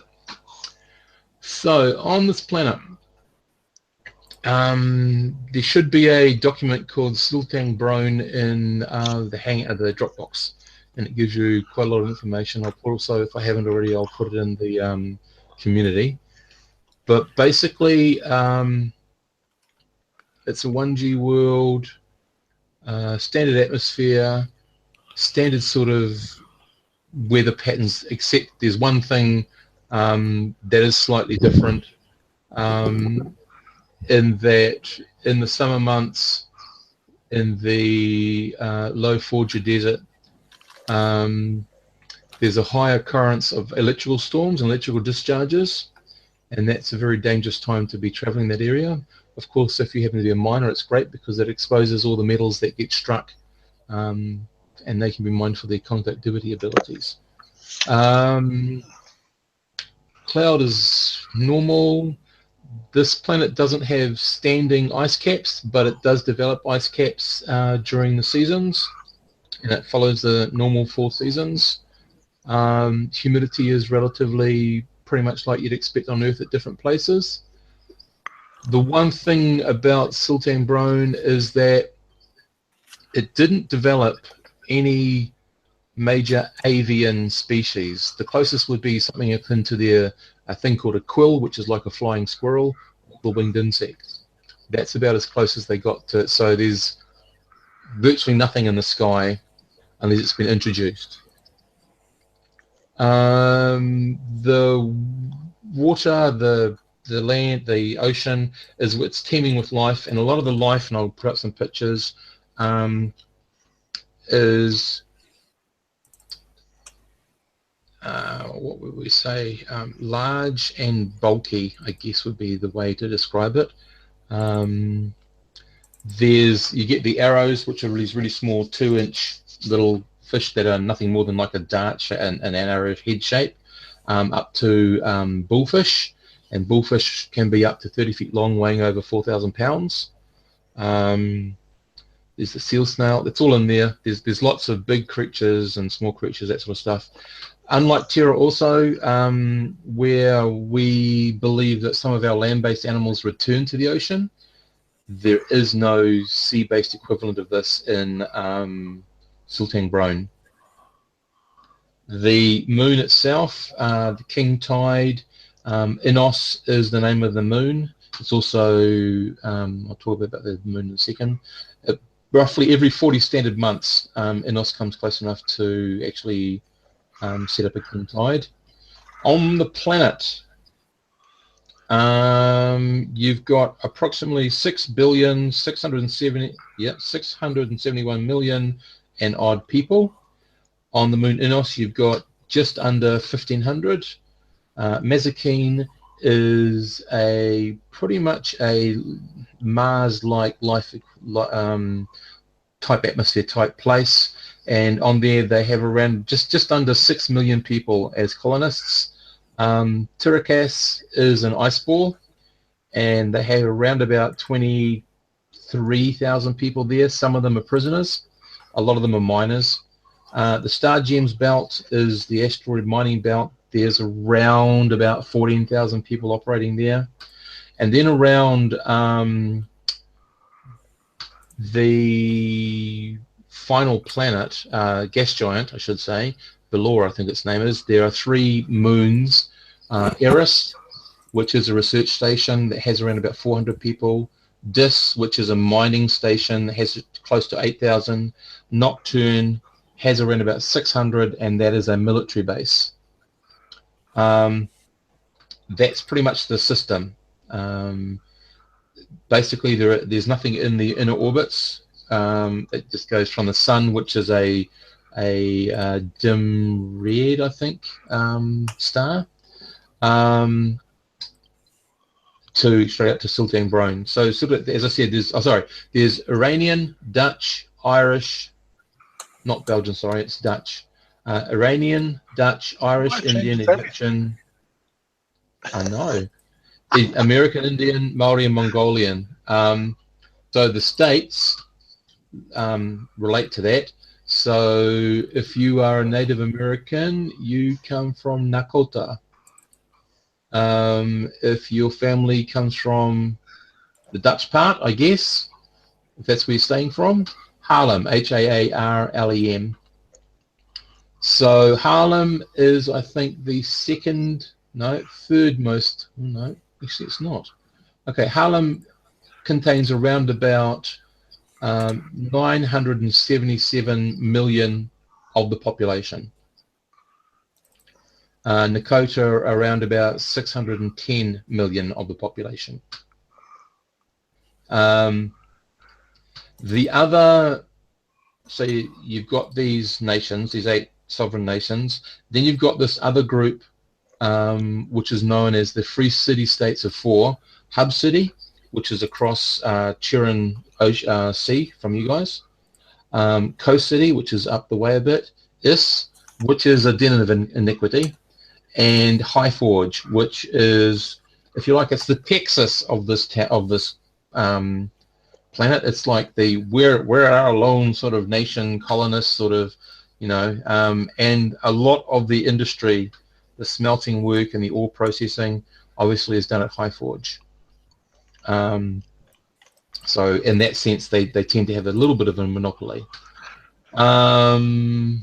Major religions. The Personnel Aspinall Lowport. That's the name of the Starport Aspinall Low, Aspinall Downport and Aspinall Upport. So at the Downport, there's roughly 8,000 individuals who. You got to remember, when you're in that zone, you're under Imperial law, not your planet's law. And also in the Upport, there's around about staff of about 850. The religions is the Ukrainian Orthodox Church, the Neo-Calvinism, Roman Catholic Church, Jainism, Muslim, Native American Church, Peyote Way, Buddhism, Ratana Church, the Unitarian Universalism, Neo-Paganism, Taoism, and postmodern Shintoism. So those are the main religions. I thought you'd talk about. They don't have any Lutherans? No. Calvinists, neo-Calvinists. I thought you'd have like those jokes about the evolution of religions in the future, like the Dalai Islama or the Jesus. Yeah. So over the past 2,000 years, Sultan Brone has been colonized by the Soleimani. During the beginning of the Third Imperium, they became a member of the Imperium. During the recent wars, because this game's set roughly 2 or 3 years after the Soleimani War, during the recent wars between the Imperium and the Soleimani forces, Sultan Brone was used as a staging post and supply depot by the Imperium. This in turn led them to upgrade the C Starport at that stage to a B Starport. So since this time, your planet's enjoyed a bit of influx of visitors and trade. So the war was good for you guys. The world is balkanized.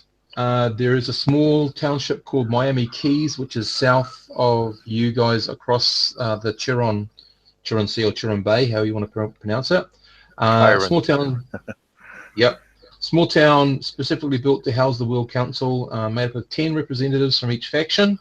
The city itself holds about 60,000 beings in the chambers, and this is where the balkanized planet attempts to get its shit together, basically. This is also where any off-world treaties and things are formed, but the council has to go through the council to be ratified first. The council, basically their biggest thing they can do is veto it if it falls afoul of what's called the Eco Act Accords of 289. So the one thing that everyone on this planet had agreed to and is enshrined in your guys' culture, in every culture on the planet, is that no nation will engage in any activity that will put every other nation at risk. And usually it comes down to more of a bioethics than anything else. That's what's called the Eco Act Accords. At present, Dearden Clark, who's a native of High Forge, she is the High Councillor-elect. And over the last 4 or 5 months, there's been quite a lot of grumblings and disputes among Lutsk, which is the Ukrainian enclave, and Gujarat, which is the Egyptian enclave. I've done a big, huge, long thing on the law levels, so you can sort of have a look at all that. But basically, if you're in, if the law level is closer to about 2, and if you're in High Forge, the law level is closer to 1. In general, it's a 3, considered a 3. The one thing, there's only one crime at the moment that is punishable by death, and that's mass murder.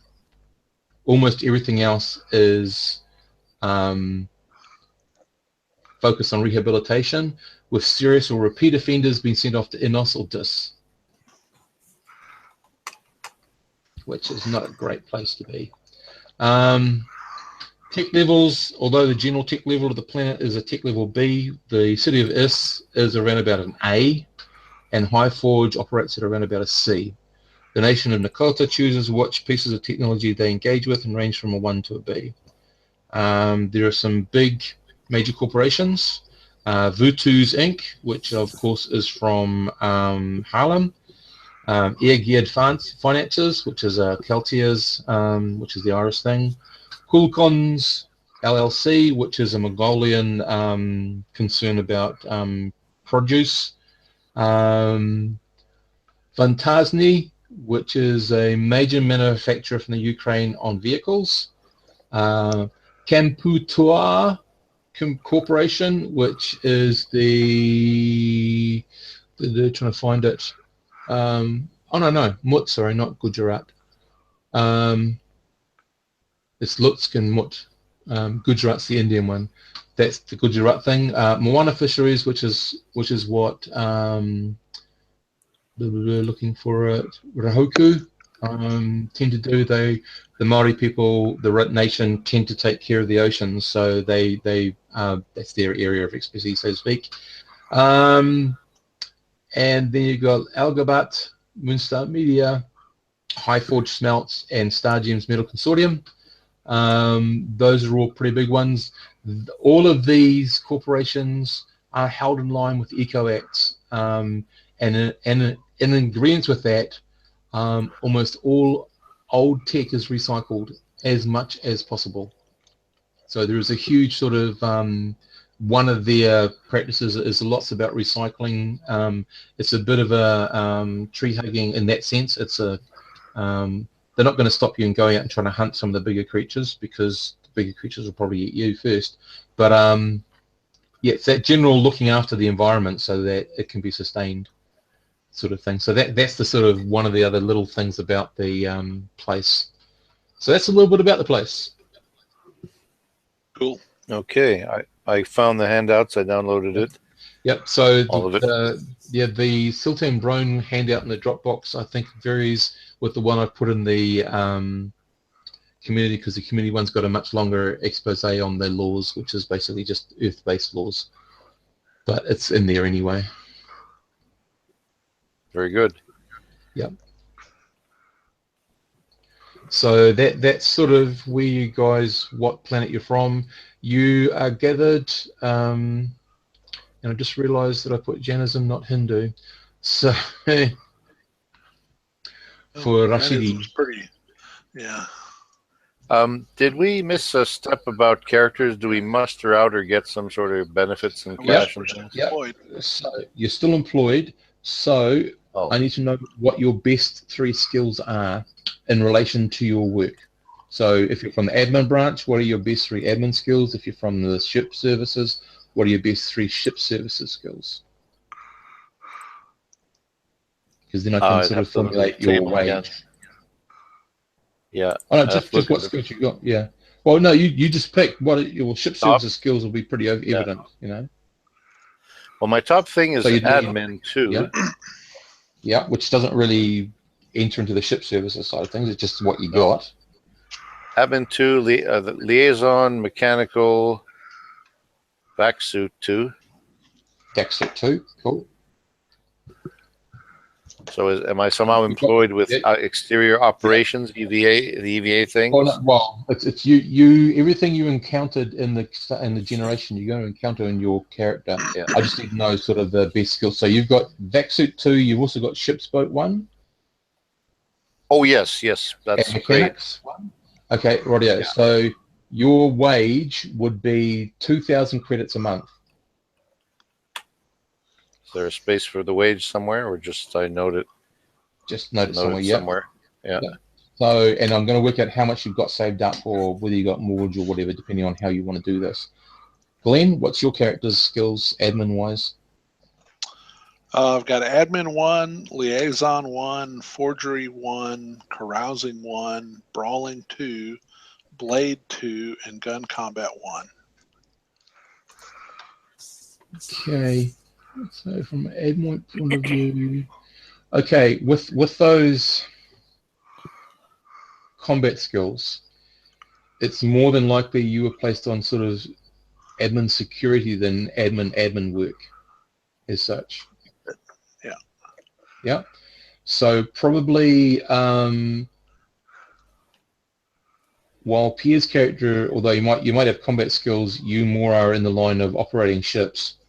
Your character is more in the line of security, so probably 2,000 credits as well. And also there are bonuses depending on, you know, urgency, emergency, and all that sort of stuff of the task at hand that you might get. So 2,000 credits. The other thing, guys, is have you bought houses, given your backgrounds, or are you renting? You have to, you know, work out all the rest of that background stuff. Yeah, probably renting. Okay. So if we go to... I can't imagine buying a house in this service because they keep moving you around. Well, no, you're a native. You stayed here all this time. But I mean, interplanetary transit is very easy, so it wouldn't really matter where we live on the world. Yeah, well, I mean, your place of business is the Starports. That's it. Okay. That's it. So you might live in Hub City, you might live in Coast City, you might live in Texarkana, you might live in New Cairns, you might live in Aspen. Really, and I mean, these are the areas that are around you. That's all fine for you to live in any of those areas. That's not a problem, because it'd just be like a commute to work, do your shift and come back. Just depends on what you guys want to do. I think I'd be renting. Renting? Okay. Yeah. Cool. I'm just trying to find, where are you? God, I think this would be... This is another one of these books that's never well indexed.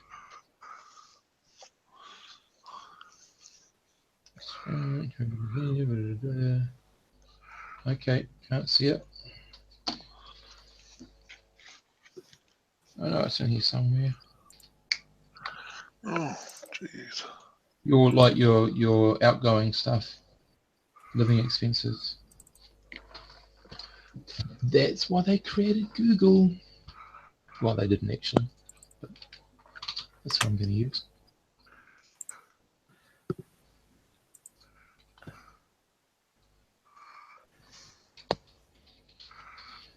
Okay.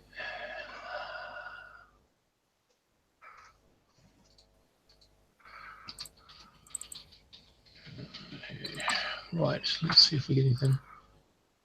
Yeah. Okay, I'm going to get stuff from Mongoose. Blech. So as of 2004, someone on somewhere said that one credit equals roughly $10. So you're on a pretty good whack. That's a good number. One credit, $10. That's a whole lot. If you said $2,000 a month makes $20,000 a month. Yeah, that's a pretty good whack. Well, mind you, yeah. So I mean, you got to consider that you are quite wealthy, and it's quite easy to afford a house on that. It's just, we've got to work out how far into the mortgage you are and all that sort of stuff, if that's what you want to do, and how much you want to save and all that sort of thing. Oh, maybe. Yep. So I'm just trying to find cost of. Bloody hell. I know there was something somewhere that sort of gave a rough listing of how much it costs. That's a mongoose. Yeah. So I'm looking, I can't find it. So what I'm going to say is 10 times your social standing, sorry, per person you're living with is what you have to pay out every week.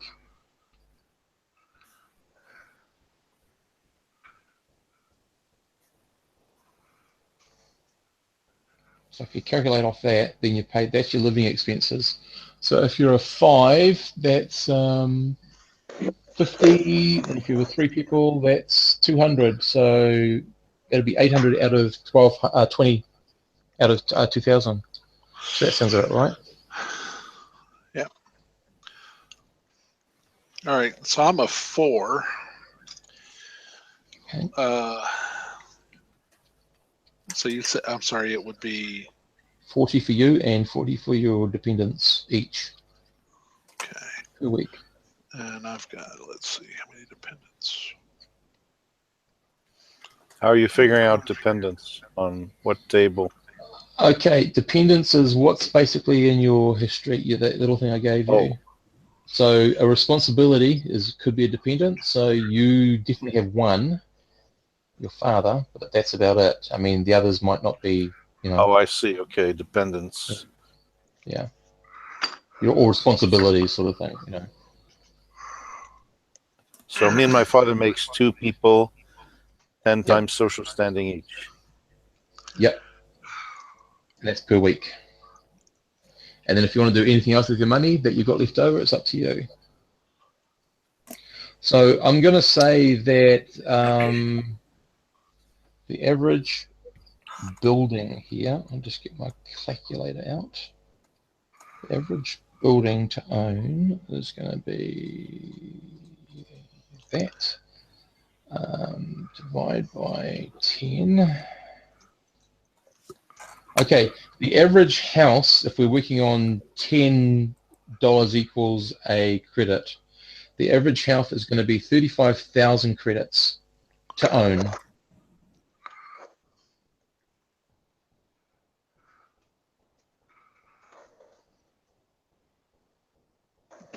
There. So in that total I just gave you is food, rent, and that sort of stuff. But if you want to own a place, then it would be food, some nice items, and a place that you live in and you own. So it's up to you. So, but we'd have to work out how far you're into your mortgage if you want. Might be tied to our age. Then there's upkeep. You got to pay somebody to cut the grass. Well, that would be in that whole weekly account. Oh, okay. Because you're not paying rent, you're just paying, the bills. If we don't have rent, we have mortgage. Yeah. Well, what kind of savings? I mean, buying a house. Yep. Entails expenditure of savings. Well, right? Yep. But the thing is, you've been working for X amount of years. 3 years. Right? 3 terms. 12 years. 12 years. Jeez. Yeah. I keep doing that. I keep confusing No, terms. that's okay. Yeah, that's all cool.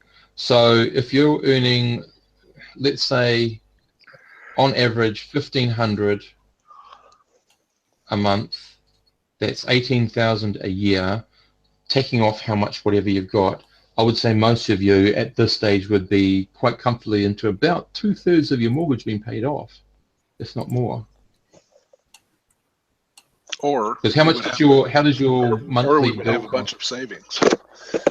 Well, you could, yeah, but don't forget, houses are equity. They're also a liability, But they're also equity. Yeah. And you could own an apartment as opposed to a house. You could own, it's entirely how you want to do it. Yeah, I think I would probably own an apartment if I owned anything. I don't see owning a house. Not at social standing 4. Okay, that's for sure. Yeah, and I'm down at social standing 5 myself. Yeah. I'll have to fill up the bio and info. I don't think I see anything about Glenn's character or anything. I just see my name, which I've now chosen as Patrick Running Wolf. Okay. And if you have a table of American Indian name generators, that would be appreciated. No, don't. Sorry. You could be Patrick Peter Running Wolf is cool. You could be Peter Running Wolf. No. Patrick is cool. Maybe not. Yeah. And what's your guy going to be called, Glenn? Your Dutch guy? I'm assuming he's still going to be the same. Halbert Sax Dinte. Okay, Albert Sax. And he plays the saxophone. He plays the saxophone. Cool, because actually you'll know Sid's character a little bit, because Sid's character actually sings really well. Perhaps you're in a band together. I don't know. There we go. Yeah, who knows? Does he sing like a large black woman? All I've told him is that he is a very good singer. He might sing like a very large. Well, he looks like a very large gentleman, so it could be very large. Yeah. He looks like yeah. He would look like a very large black woman, except for the fact that he's white and has mutton chops. Exactly. So there's a cartoon where a little boy gets hit on the head and he says he's a proud, independent black woman. Awesome. Cool. Well, somebody had to. So I'm going to change Jainism to Hinduism, because that's the one I prepared for. I don't know why. Jainism is weird. It's just fucked up and weird.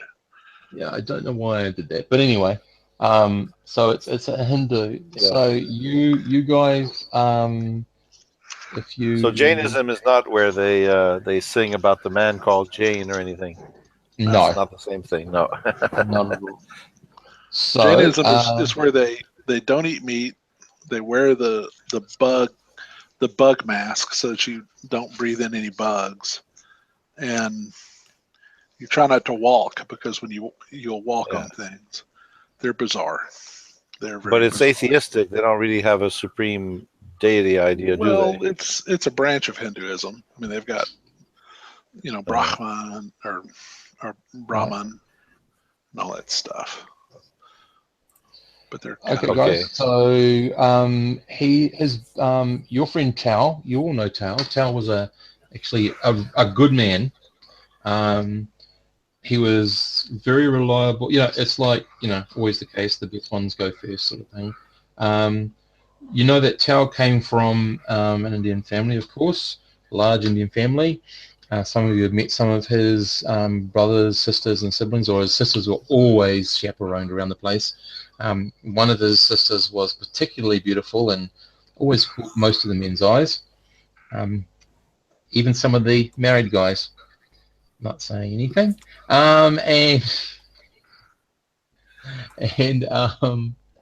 So he's returned, and his eldest brother.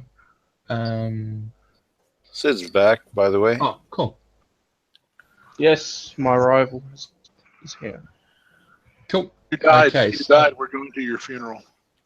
Yeah. Oh, so Sid. Yeah.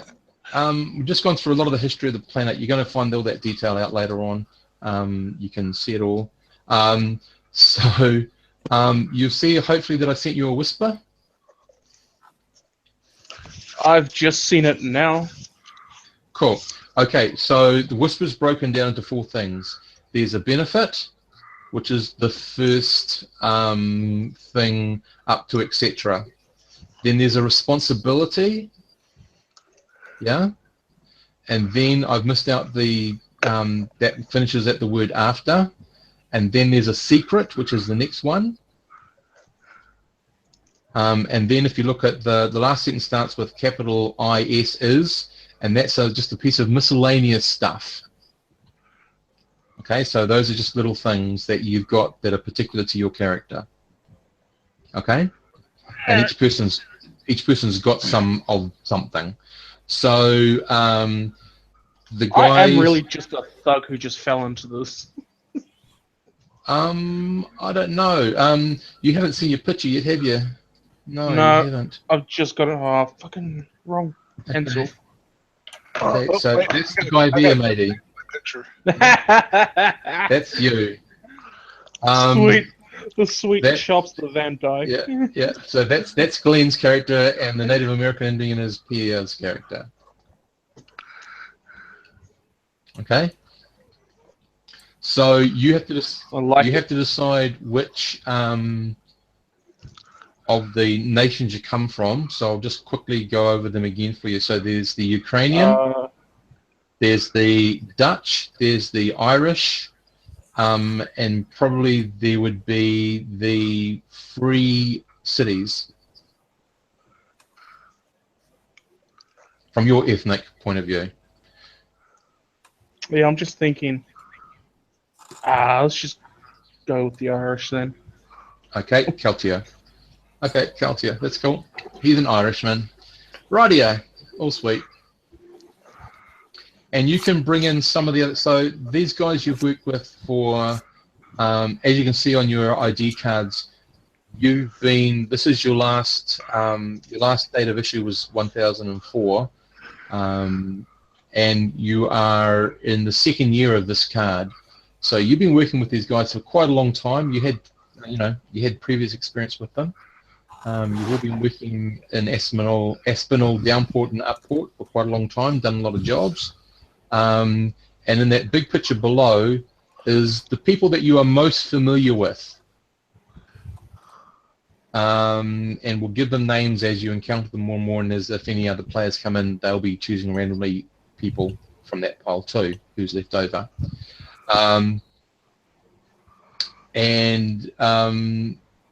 Yeah, so you guys have had a lot of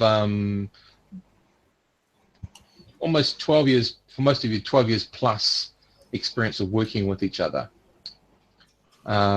So you're a tight group, and you know things about each other. Yeah, not perhaps the secret stuff, but perhaps some of the stuff around responsibilities and some of your miscellaneous stuff that would be quite public. So you might just want to take a little moment to introduce yourselves before we move into Tao Rashidi's funeral. And I'll show you where all that's going to happen, that sort of stuff. So, time of year, really important to know because, okay, tail end of spring.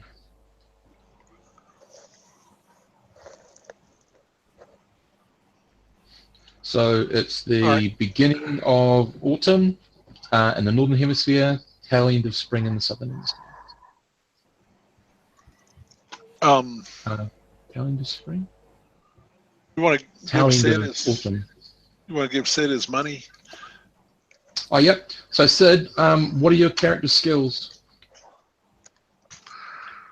Liaison 1, admin 1, yeah. streetwise 1, vac suit 1, grab vehicle 1, brawling 1, carousing 1, gun combat, which I haven't picked which gun it is yet, but that's one of them at 1, computer 2, and recruiting 1. Okay, so your job is actually, you've got a bit more of an office desk type job, also a bit of a meet and greet type job with various people. So you don't actually have those ranks because I found out on the special duty table that's where you get commission. But you are going to be paid around about 2,500 credits a month with those skill sets. So we're all rank 0 then, is that correct? You're all rank 0. Yep. Okay. So, Sid, what's your character's social standing?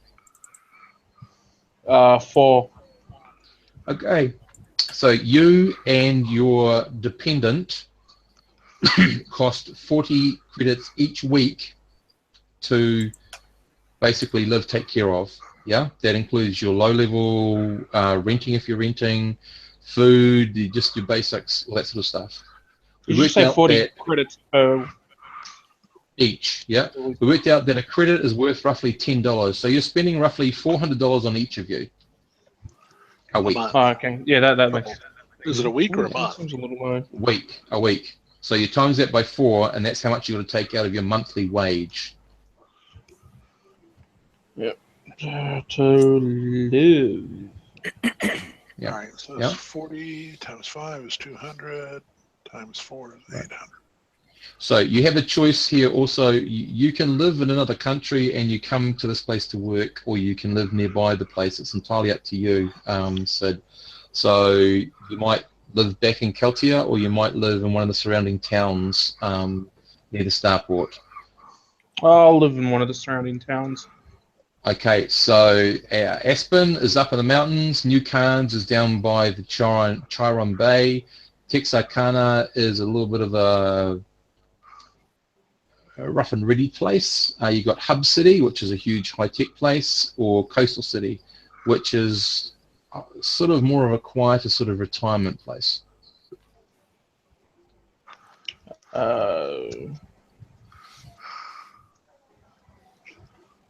What was that place by the bay? You said New Cairns. New Cairns is a good place because it's a place where a lot of the staff go to take their holidays. It's sort of a little bit Mediterranean-ish, if I was to compare it to somewhere on Earth. Well, yeah, that's probably where the least people live, right?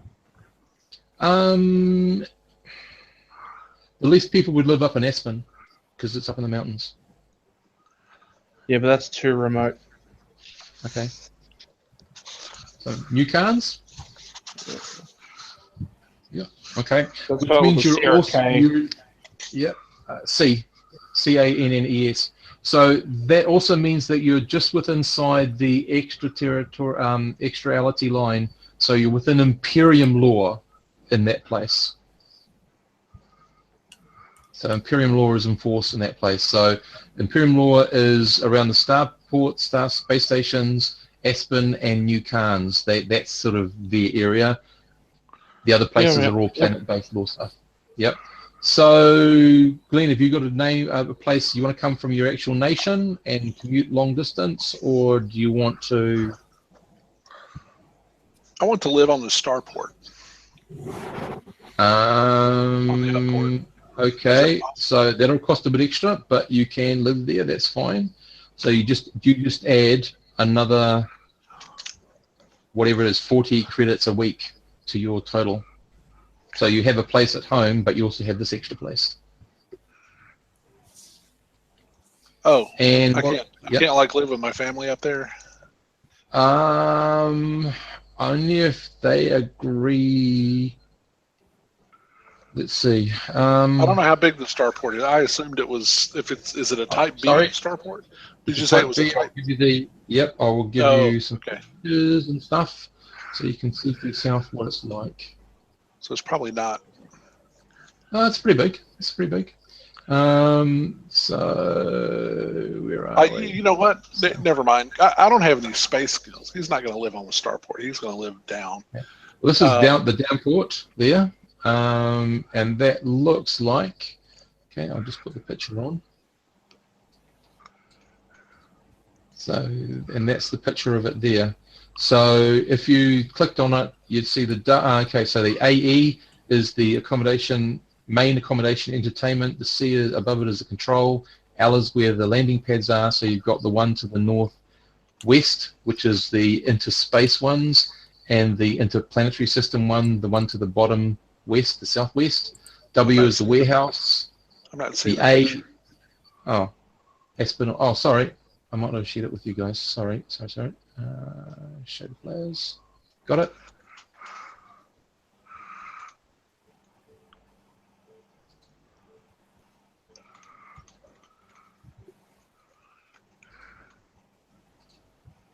Have you got it now? Yes, Aspinall. Yep. Aspinall Downport, the pick, and I'll give you the photo so you can see that as well. So, cool. In the middle, the circle is the big, huge sort of center where people are processing all that sort of stuff, and it's got the accommodation and entertainment. Then you've got the northern landing fields for the interspatial ones, where the southern one is for the interplanetary system ones, the warehouse in the middle, control tower by the sea. To the right and upper left of the control tower is the fuel tanks. You can see a scout base, a scout-sized ship for scale there. The Fs are the solar breakers, where they break down the water to change it into fuel and whatnot. The funny-looking U-shaped As, that's all the high-end apartment stuff. If people don't want to go off the starport anywhere else. And that's pretty much the starport. Those little lines with lines going across them, those are the emergency capture nets. So if anything were to explode or whatever, they come up. They are partially electrified, so hopefully they can take out and absorb some of the barrage of debris. Okay. So you'll see there's several of them around the place. The warehouse is connected to the central dock thing there. You can see that, and you can see the scale. So that's what you got. Those buildings are like multi-stories. The warehouse one is around about 30 stories tall. The apartments go up around about 15 stories. But you can see in the other picture, sort of a little bit of it. You can see in the background. You can see sort of the scale to it as well. All right. The description of the planet. You haven't shared that in handouts, right? It's on the. Yep. Yeah. Should be able to see it. Well, I got a picture of it. Yep. But I guess all the other detail that you read. Sorry. Hang on a second, because I've also got this for you guys. Just forgot. Show it to you guys. Okay, and that's a close picture of the area you're in. Okay. So the red is where do you live, Sid? He lives in New Cairns, just south of the actual. Yeah. You see that big red star-looking thing just below it? Yeah. I see that. And then Hub City is across the way. I can show you. It's a high-tech place. It's busy. I've got the pictures of all those. Where's kind of the low-class place? Texarkana. Shoal, if you want Shoal.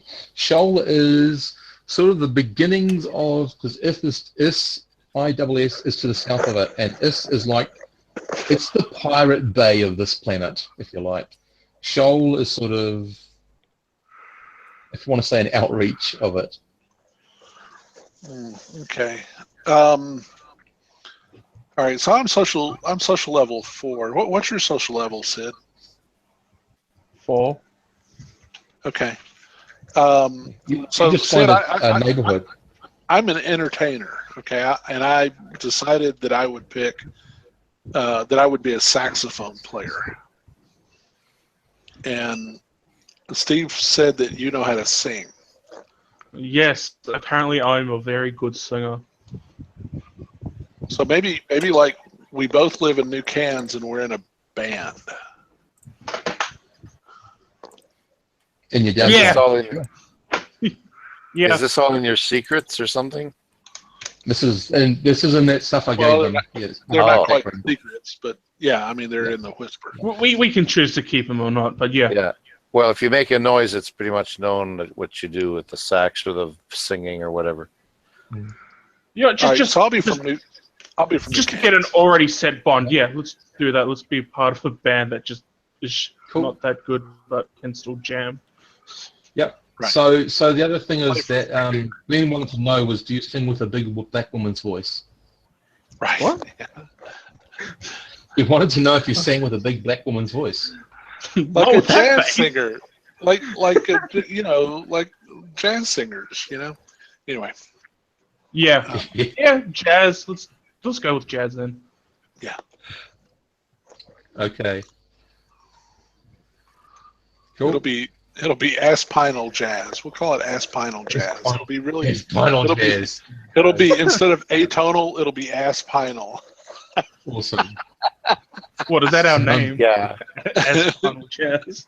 Aspinal jazz singers. You sing like somebody stuck a pine up your ass or something.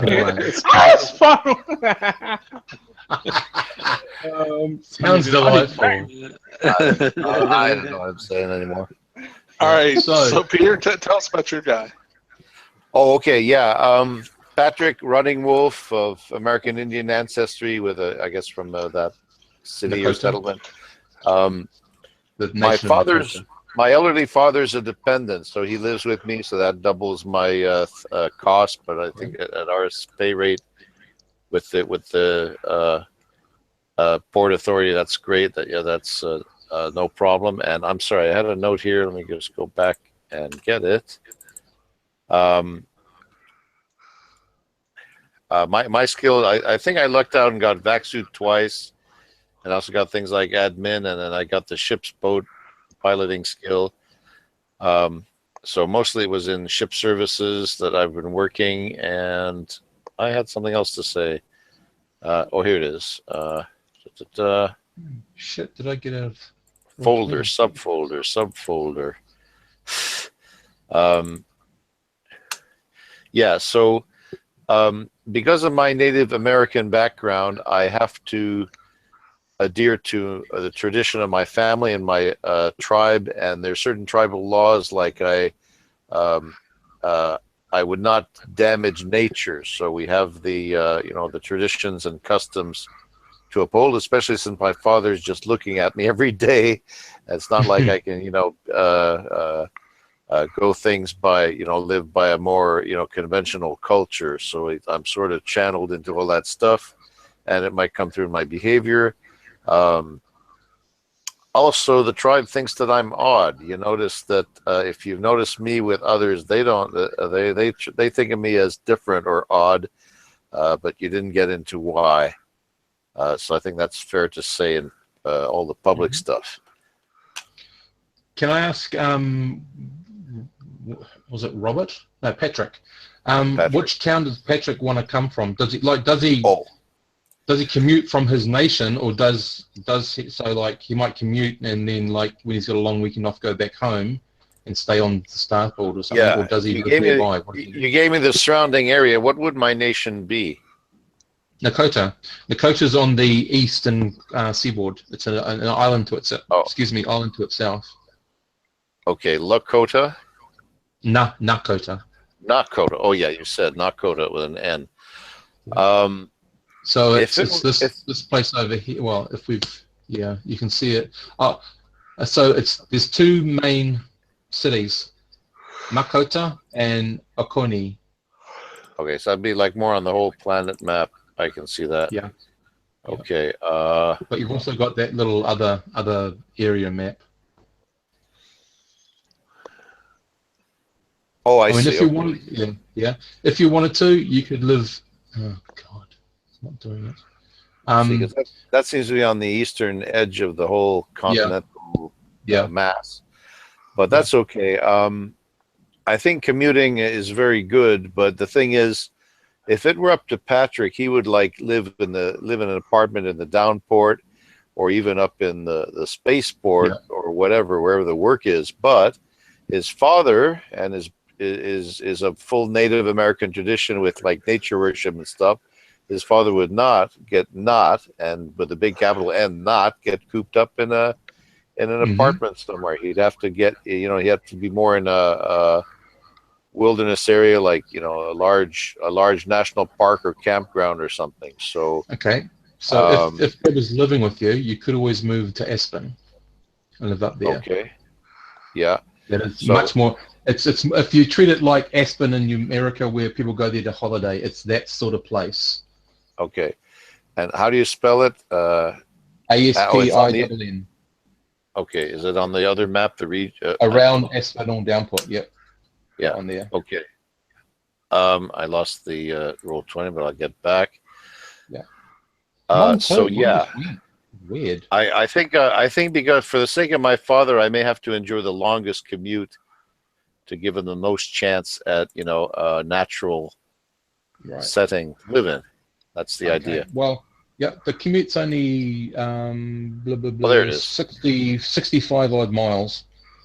Oh, okay. Well, that's easy. So roughly 3/4 of an hour for you by grav vehicle. Okay. That's good. Cool. Unless there's traffic problems. Yeah, up in the sky, it's really congested. Yeah. That's cool. Okay. So since Sid and I live close to each other, could we go in and together and buy an air raft? If you've got the money. So first of all, let's work out your savings and your outgoings and all that sort of stuff. So we're going on the fact that you've had 12 years. 12 years. You've earned about 18,000 each year, roughly. But out of that 18,000's got to come out all your fees and things. So, how much does it cost you each month, Glenn, for your family? It was 800. 800, so 8 12s. 8,000. What have you got, like a basketball team or something? 9,600. Well, there's 5 of us. I've got 3 kids, a wife, and me. Yeah. So. I like how he puts himself last. Yes. What did you say? 12. That's how you're supposed to do it. That's right. I would know I'm a single guy, except if I were, I learned that was one of the things I learned very, very, very, and I got corrected on it over and over and over again in school. That whenever you list people, you always list yourself last. You list the person you're talking to first, everybody else, and then you last. Okay. So, Glenn, I'm writing this down. It comes from growing up in the South. Right. So your character would have 8,400 a year left over. How much of that's going towards the college funds and other stuff? Well, I don't know what would the college fund be? Well, I'm just saying, and the other stuff. Oh, well, I know what that is, but what would the college fund be? So, are we not in European social democracies? Hang on, I'll tell you. Okay, after the other stuff's taken out, you've got 2,400 left. Per year? Mm-hmm. Wow, that's not a whole lot. That's expensive college.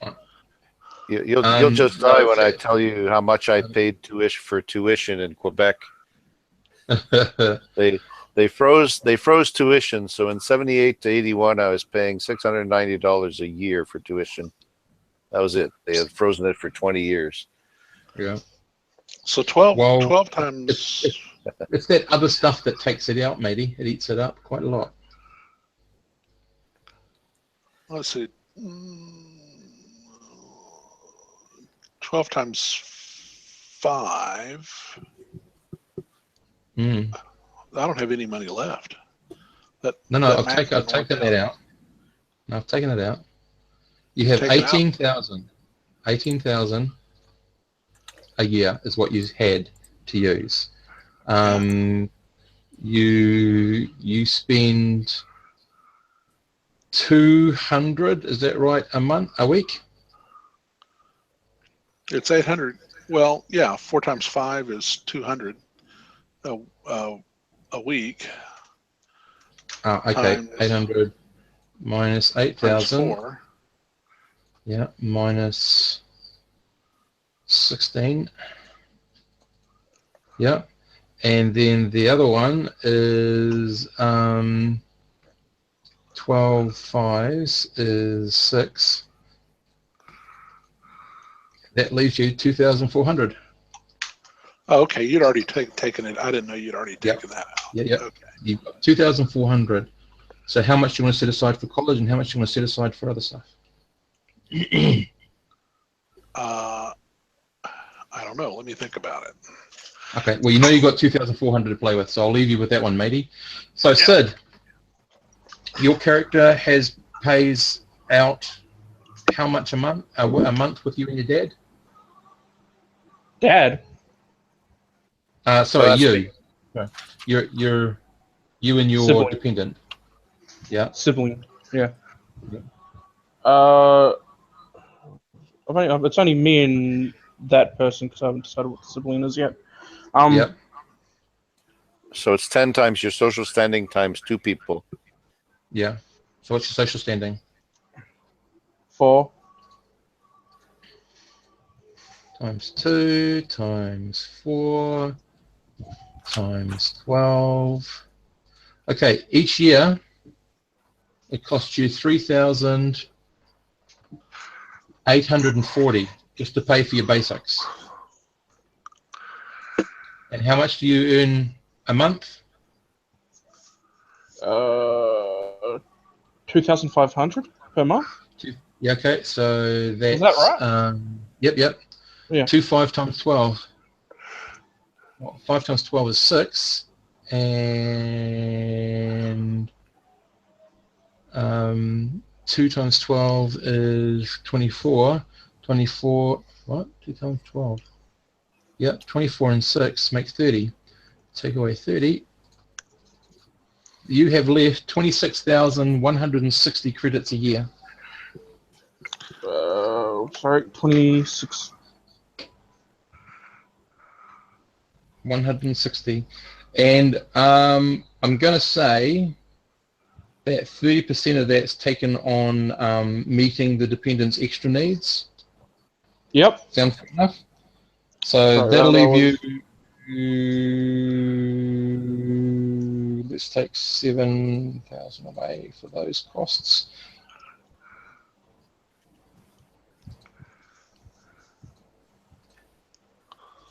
And that leaves you with a grand total of 19,160 credits a year.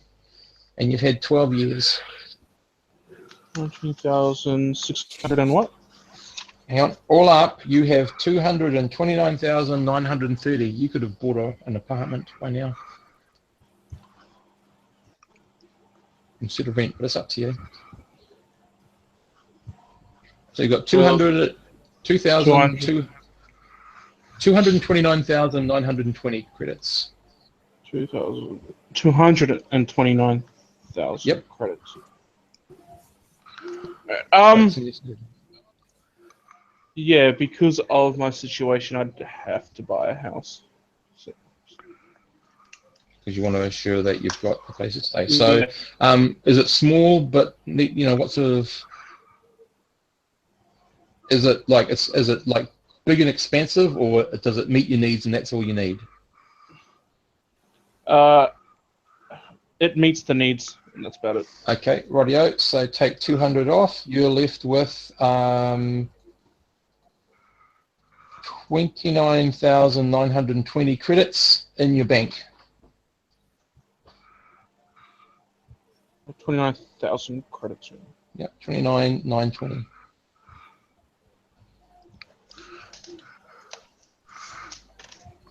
Pierre, how much of your money goes back to the tribe? Oh, okay, good question. That's because of responsibilities, right? Yep.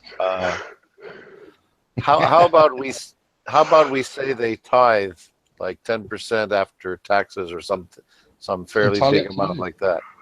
Okay. Okay. So now I'm getting lost here, but my basic salary was 2,000 credits per month, and at 4.3 terms, that's actually 12 years and 3 more, isn't it? Mm-hmm. 15 years. Mm-hmm. Okay. Now, when you did 100 credits, my expenses at a low status, 100 credits per week. Did you multiply that by 52 to get an expense per year? Yep. So that's. Oh, you did. No, I haven't done that yet. So 100.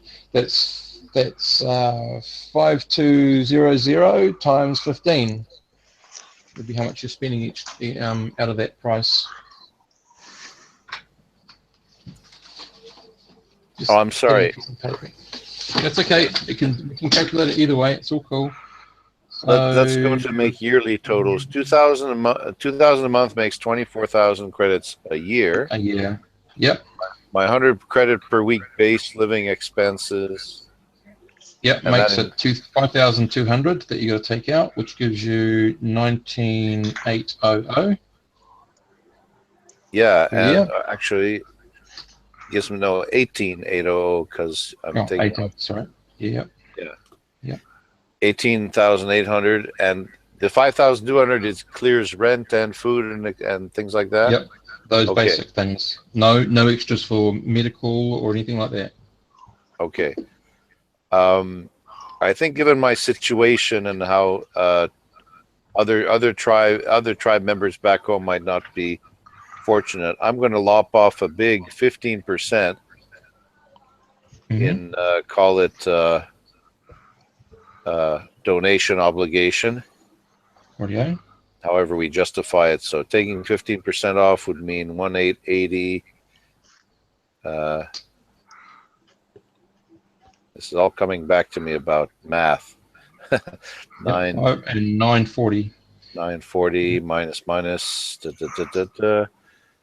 doing a double subtraction here.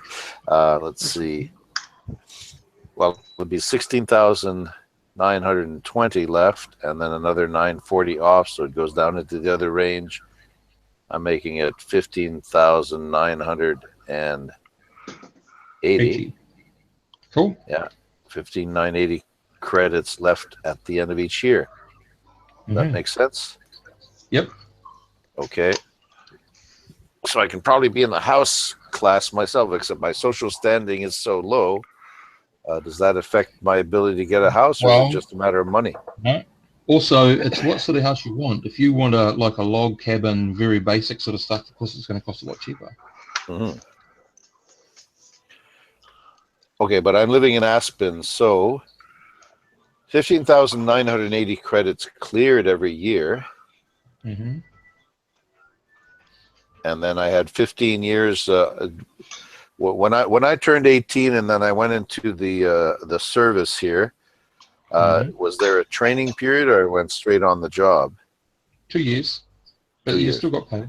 It's all cool. Okay. I'm taking it roughly estimate. So I'm looking at the moment that you have somewhere in the region of it's not exact, but somewhere in the region of 220,000 credits. So for what you and your dad want, probably 1,750, 175,000 would be enough to get you the log cabiny sort of thing. Yeah, let me stop my silly paper old school arithmetic, and I'm going to go to the calculator function and do it right. And taking 15% off is like multiplying by 0.85, so 15,980. I was right. But this was across 15 years, so it makes a total 239,700. I'm going to say that maybe if Aspen has enough large tracts of land, I might have wanted to buy enough of land to make a large front yard and a large backyard. So my expenses might be more than just the house. Okay. And the house could be rustic or bungalow style or something like that, you know, to be consistent with my culture and nature. But land expense, taxes or whatever, what kind of mortgage would I have on something like that? Are you like talking an acre in front and an acre behind? Acres, I don't even have a feel for how big an acre is anymore. Well, a hectare is hectares. I think there's 1.3 hectares or something in an acre. I'm not quite sure. It's only 220 feet on a side for an acre, something like that. Yeah. So, no. What is it? An acre is much bigger than that. What's the area of an acre? I'd say it's probably about 3 or 4 of your football fields. I don't think that's right. No.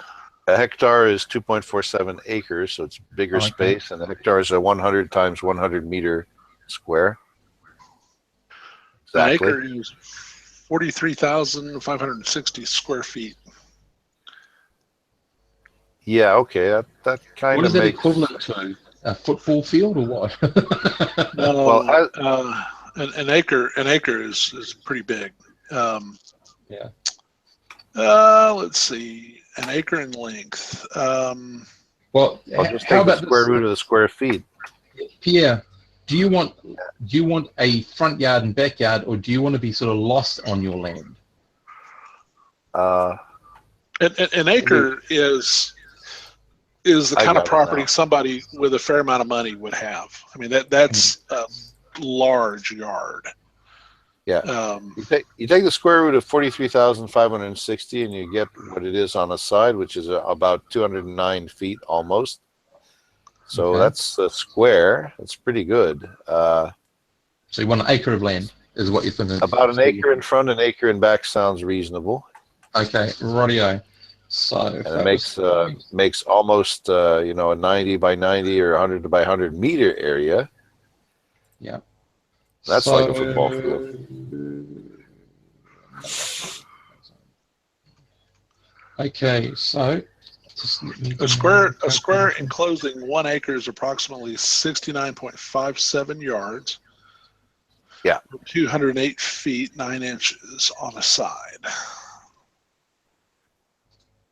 Yeah. So because I'm buying land as much as a house. Yeah.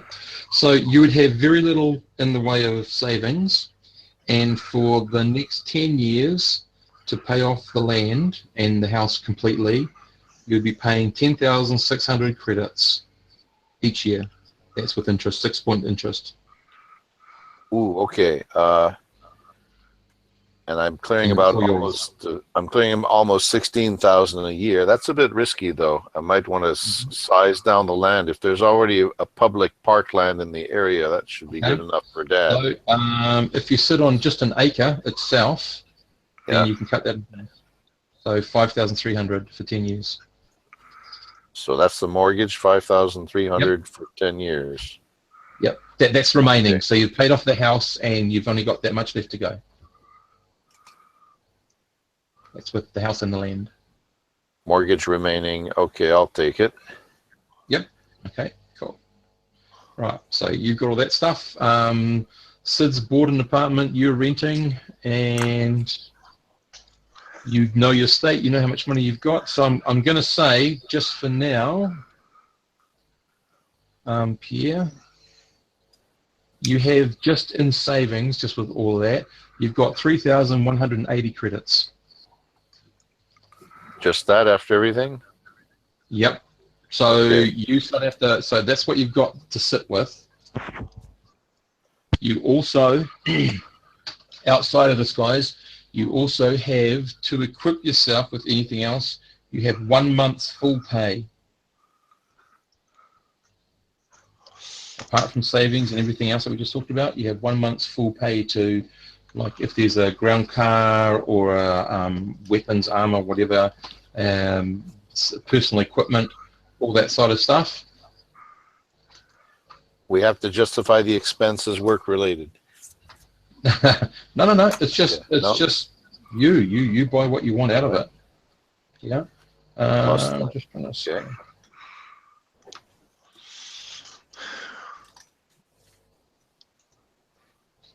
So,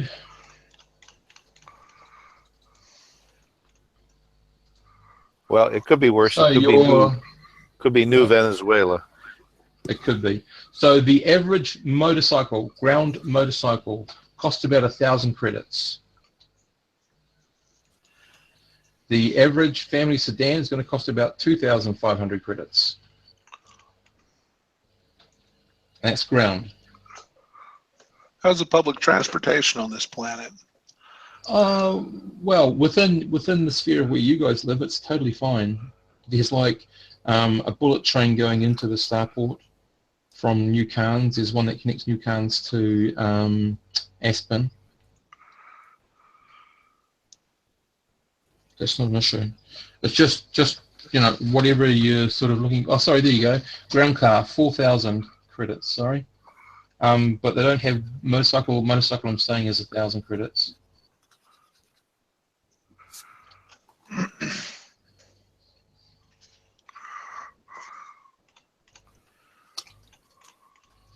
So if you're an aficionado of motorcycles, you know how much it costs. So up to you to buy what it is you want to buy out of all that other stuff. Is there a list that we get to look at, or are we just gonna say? Oh, you just open the Starter box. Starter set. You could start a set. You can open that, or I don't mind you opening the traveler book either. It's just that I'm using all the rules in the starter box set, apart from some of those extra bits that you get from the Starport. I think they're the same. They are almost identical. Yeah, they're almost identical. There's very, very, very few differences between the two.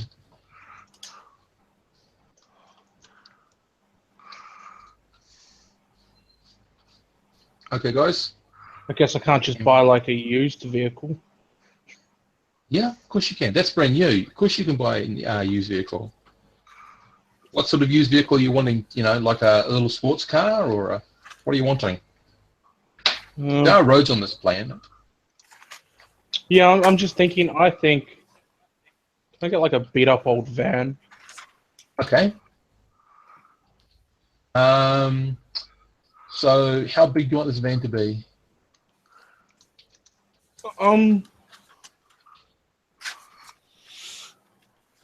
It doesn't need to be that big. Like vans are still pretty big by themselves. Yeah. You're gonna have to carry the band equipment. Oh yeah, The van. the van. Okay.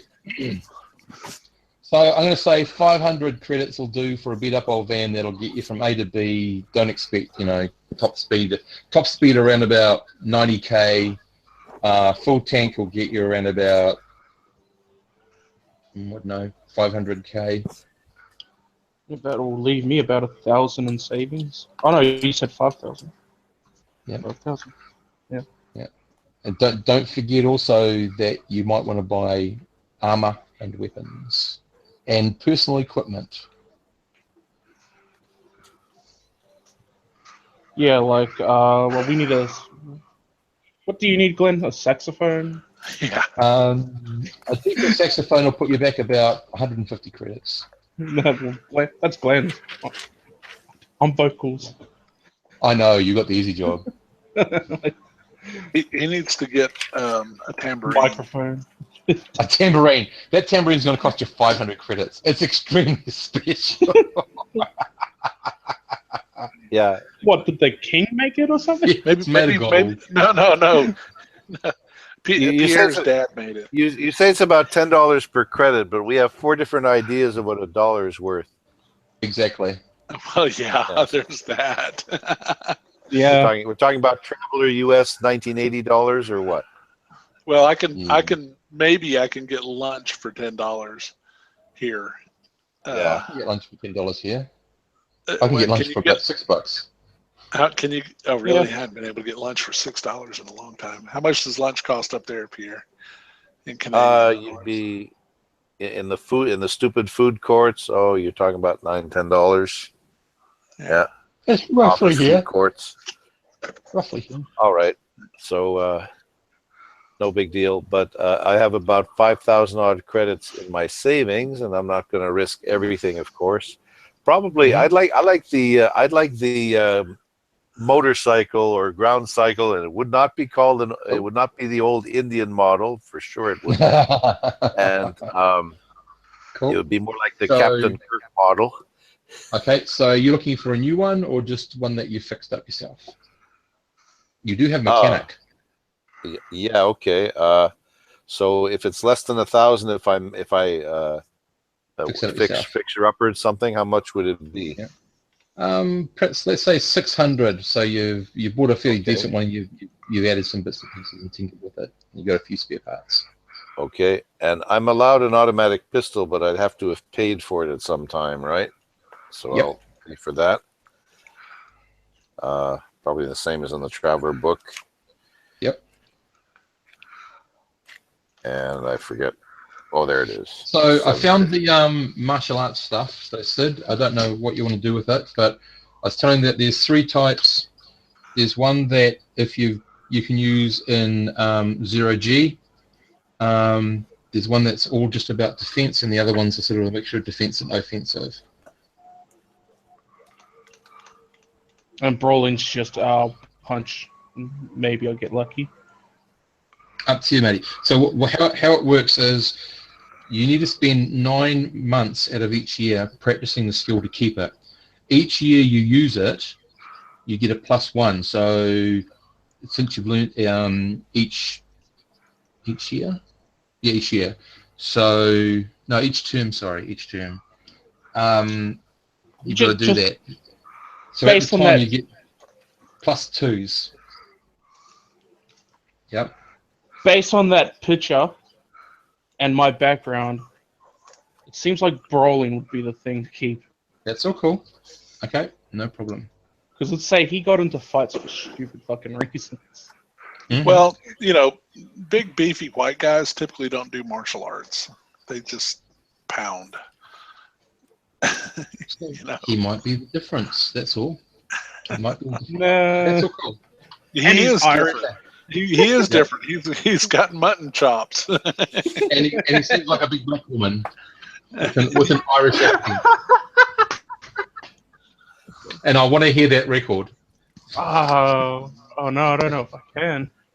Yeah, he's probably but Glenn, you chose the martial arts skill, didn't you? So no, he went brawling. I didn't. Brawling? Yeah, I didn't because I have to maintain it, and I can't gain new skills, and I've got a 15. You can gain new skills, but it's a lot slower because you'll only be able to do it like every 9 months. You'll have a 6-month period where you can focus on a skill, and then you've got to go 9 months without, whereas other people can do like back to back. I think at the end of the day, I think I end up suffering because I'm just naturally deadly anyway, because he's got brawling 2 and a strength of 11. Yeah, you know, he's got a dex of 11. Yeah, the thing is he won't be able to do all the other bits and pieces, but that's okay. Yeah. I just he's got a high end. Well, he's got 15 skill slots, and he hasn't used them all yet. So yeah, that's so cool. He would probably he's used 2, 4, 6, 8, 10 of them. So he's got 5 more slots left. Yep. Yeah, so just so you know, I'll just tell you what they are. Karg is the one you use in the vac suit. So you get kick, vac suit 0, hold, break. You get flurry, which is 2 hand-to-hand actions in a round, weapon strike, and special skill, which is precision strike. So if you roll 1d6 plus your DMs, and it becomes greater or equal to their endurance, they're unable to make it their next attack. They're sort of stunned. So that's that one. The other one is disarm, block, break, hold, weapon block, and combat throw. The other one is just the punch. Then you've got the special skill, which is parkour something attack, and kick and weapon strike. Oh, that's right. Parkour dodge. So this is only, of course, hand-to-hand weapon stuff. But if you make your roll and it's better than their attack roll, they miss. So those one's focused on defense and one's focused on But anyway, that's them. Actually, you know what? Just to have fun, I'll take the offensive martial arts. Which one? The offensive one. Well, there's two. There's the one that's usable in space, and the one that's just usable in normal gravity. Which they're both usable in the same place. It's just that the Karg has that bonus of you being able to use it in space.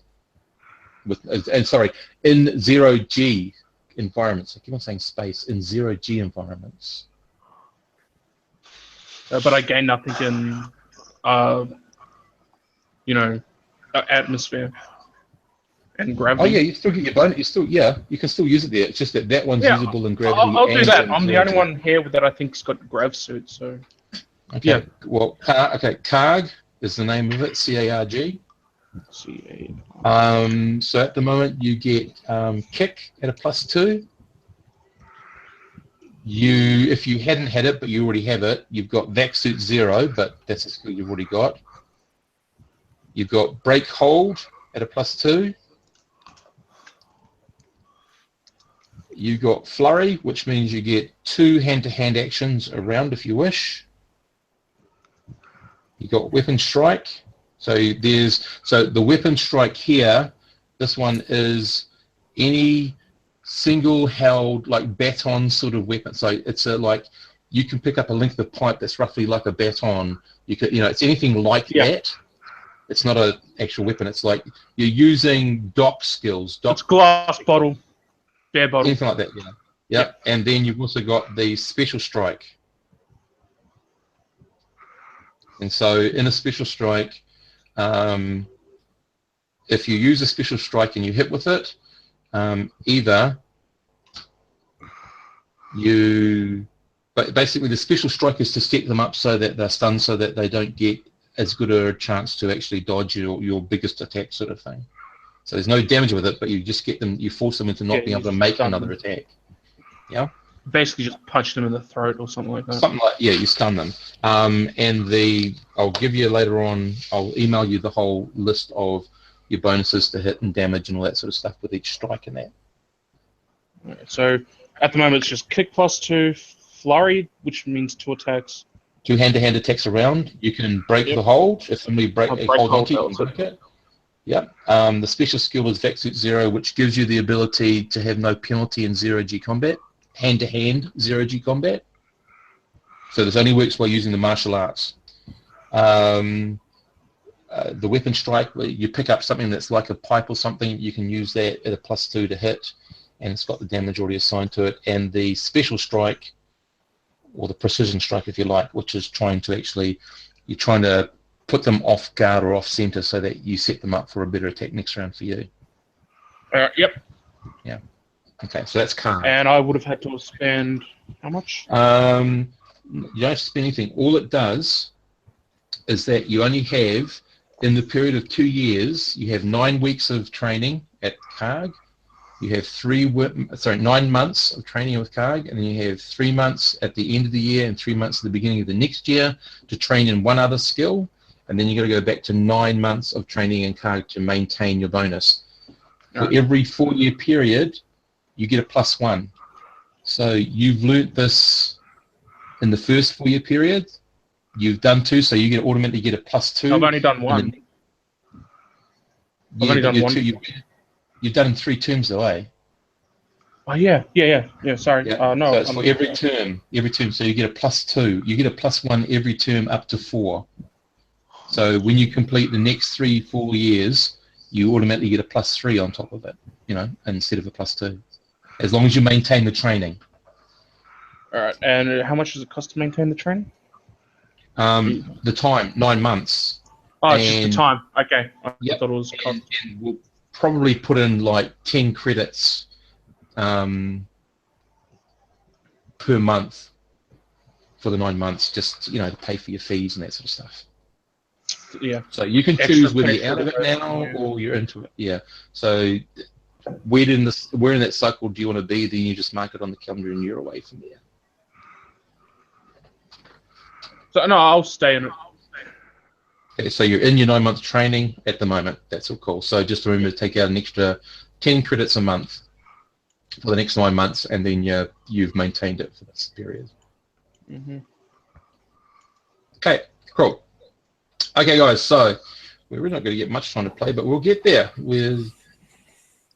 Okay, so you start off, as I said, you're there, you know each other, all that sort of stuff. And you are in, if you have a look at the Sultan Brone map, you'll see roughly in the middle, if you go south, you'll see Is, and then you'll see Thar, Thar. That is you're meeting in a small place just outside of Thar. I haven't got its name, because that'd be too much. But you're in the Gujarat is the name of the nation you're in, Gujarat, which is the Indian nation. Not to be confused with the American Indian nation. You're also there late spring, so you are in what's known as the flowering period, where they have had they are getting over their monsoon period, their first one, because they have two, one before summer, one after. So there's a whole lot of what's it called? Damn, I've lost it.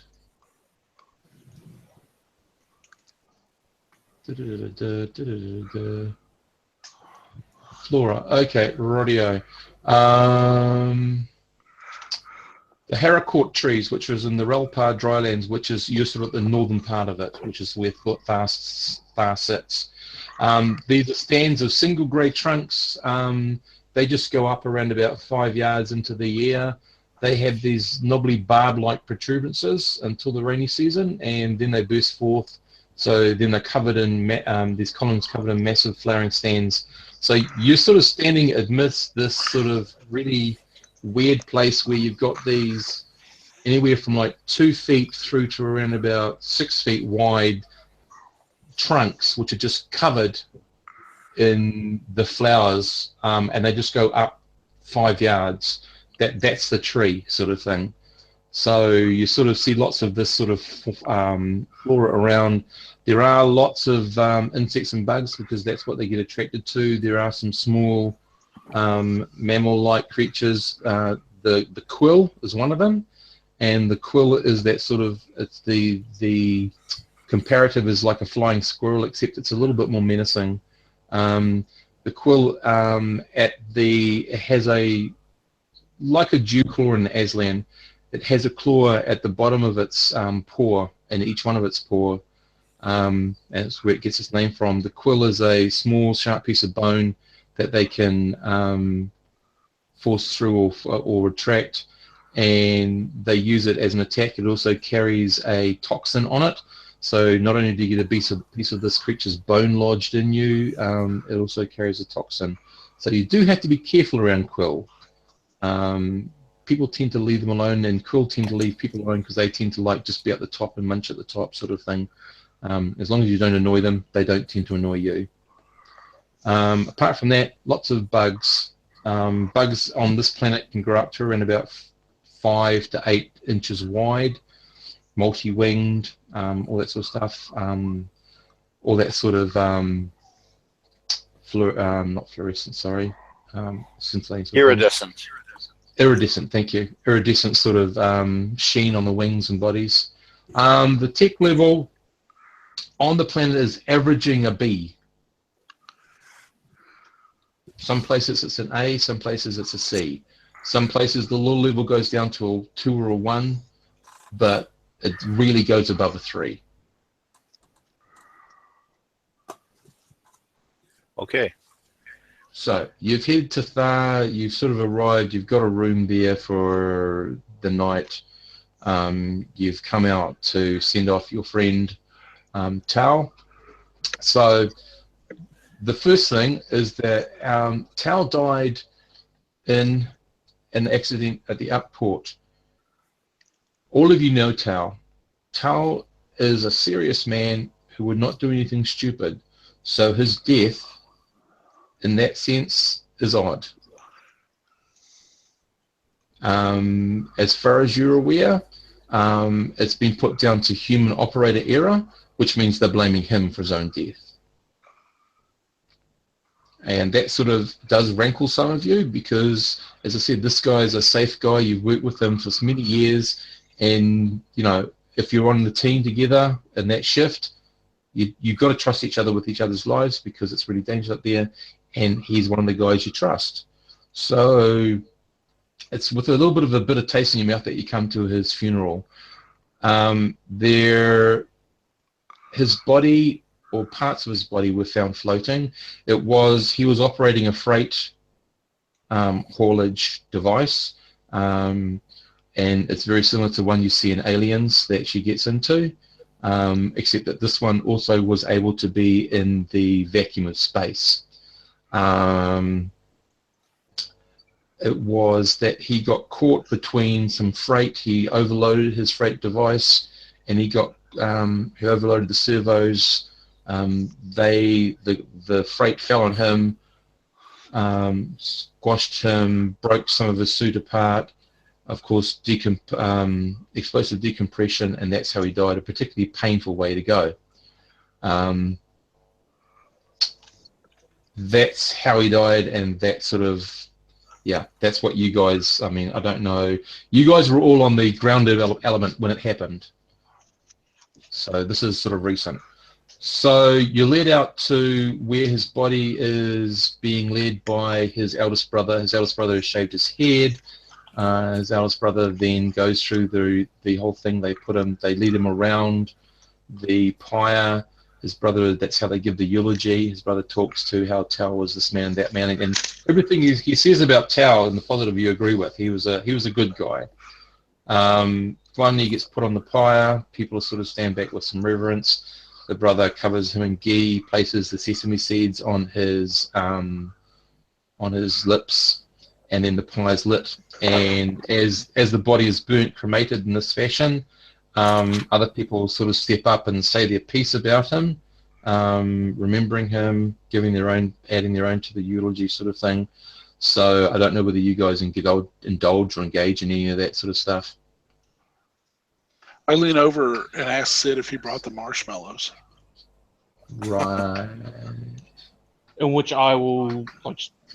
What's your name, Glenn, again? This is a serious ceremony. Halbert. Mm-hmm. I'll punch Halbert in the size. Man. Okay. Give him one of those piercing strikes or precision strikes and makes him. Anyway. No, I'm not trying to do that. I'm just like, not appropriate, man. You die. Right, yeah. So you do wait, because you do wait until the ashes are reduced, until he is reduced to ashes. That is collected by the family, and then you're taken. So now it's early evening. You're taken to the closest waterway where his ashes are scattered. His brother goes around thanking people. He comes to you and asks you how you knew his brother. And after you do those sort of introductions, he says that, as is the custom, in about 8 to 10 days, if you are available, he would like you to come back and complete the remembrance part of the ceremony with him. What does that consist of? Basically, you sit down and have a meal, and it's just another gathering, and just talk. There's nothing else to it. It's just that you formally meet, and there's this 8 to 10 day observance of the family now go into total seclusion, total grief, and all that sort of stuff to grieve, and then they don't come out. And when they come out of it, that's when you have this other meeting. Mm-hmm. Yeah, we'd be interested in attending that. Okay, so he invites you now, and he says he must leave with the rest of his family as they go to grieve. All right. And he thanks you guys for coming. Oh, you're welcome. He was a good man. So you're there, walking back towards the small settlement and the rooms that await you there. Anything you guys want to do or say?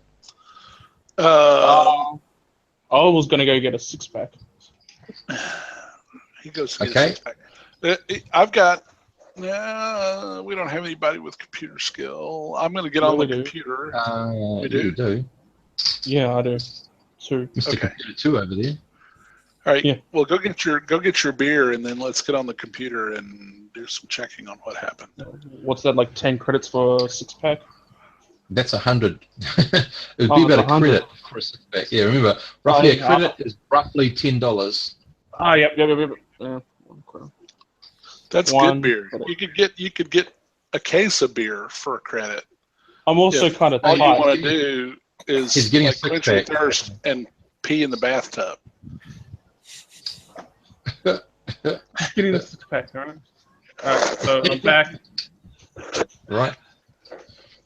Okay, so did anyone buy a personal computer, or are you accessing some sort of internet lounge? No, I was still going through my list. Isn't a personal computer too much? I think it's pretty expensive. You might want to try for a hand computer. That's in that more?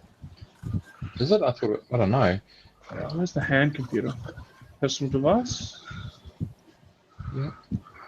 A hand computer, tech level 11, 1,000 cred. Yep. If I can, I'll buy it then. It's available. Yep, I will get it then. Mm-hmm.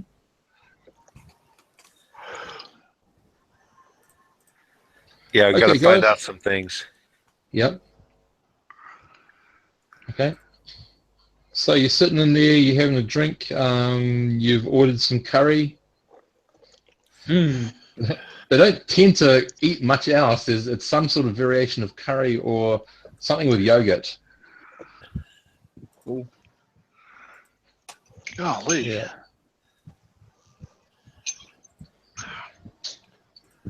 Med kit's 1,000 credits. Wow. Yeah. I would advise that. Yeah. Would that remember? Stuff be Yep, you go. I was going to ask you if that stuff would be supplied by work, or should we need our own mechanical kit or med kit or whatever? If all the tools of your job, given whatever task assignment you're on, will be provided for you. If you want to do stuff at home, you're either going to have to steal it or buy the stuff for yourself. So for you to work on your bike, you're going to have your own toolkit. Yeah, okay, definitely. Yeah. I'll do it. That'll cut into my savings, but I'm calculating the equipment list now. Okay, that's cool. All right, yes. So yes, I'm a separate one. I'm able to save 4,800 credits a year. How can you save that? Well, you want to look at my character sheet, and you'll see the math.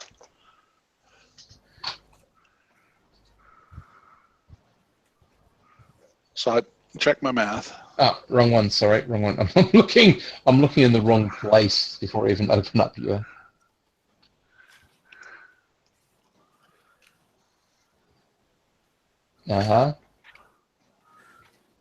So 2,000 credits a month is 24,000 a year.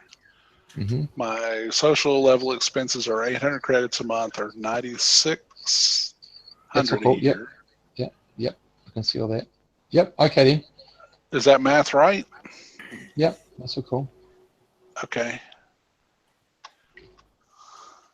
Now, so do I multiply that savings by 12 to get my total savings? Yeah. Okay. You sure that's right? Is that how you want to do it? You seem a little tentative. That's fine. No, because I suddenly realized I started with you one way and did the other guys a different way. So you stay with them how they did it. Because I was built like when I did this, I thought, oh no, you guys will be lower levels with your skills and you'll get more as you go. But don't worry about it. It's only money. It's only money. So okay. That's all cool. Well, I don't want to. Yeah. No. Because I wasn't able to follow the math that you did, so I decided, okay, I can do math. Yeah. So I did my own math. Yeah.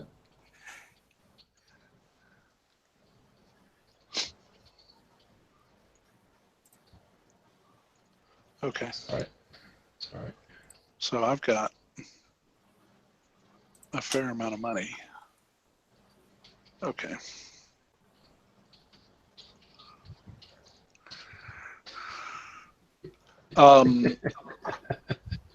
Just remember, Sid, if that roll doesn't work. No, I'll buy it then. Okay. Just saying.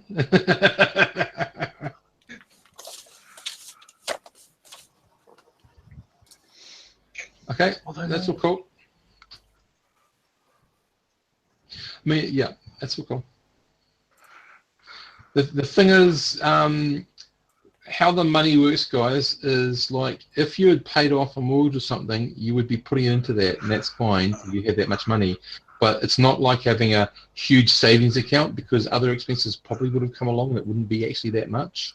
Is sort of what I'm trying to work through. So, but if you had money there that you'd planned for to be in a mortgage or whatever, that's all cool. It's not an issue because you wouldn't have it for anything else. It'd be, yeah. Well, anyway, if I were to buy a small apartment for the four of us, people, 4 of you, yeah. What would that have cost? In Yukons, basically you got 3 levels. You got the really old stuff, the sort of medium, sort of comfortable stuff, or you've got the high-end flash stuff. Well, give me the low end and the medium end. Okay, so you'd be, for 4 people, you'd be looking at about 250. The bottom of the medium stuff would be about 350, but most probably more closer to 390.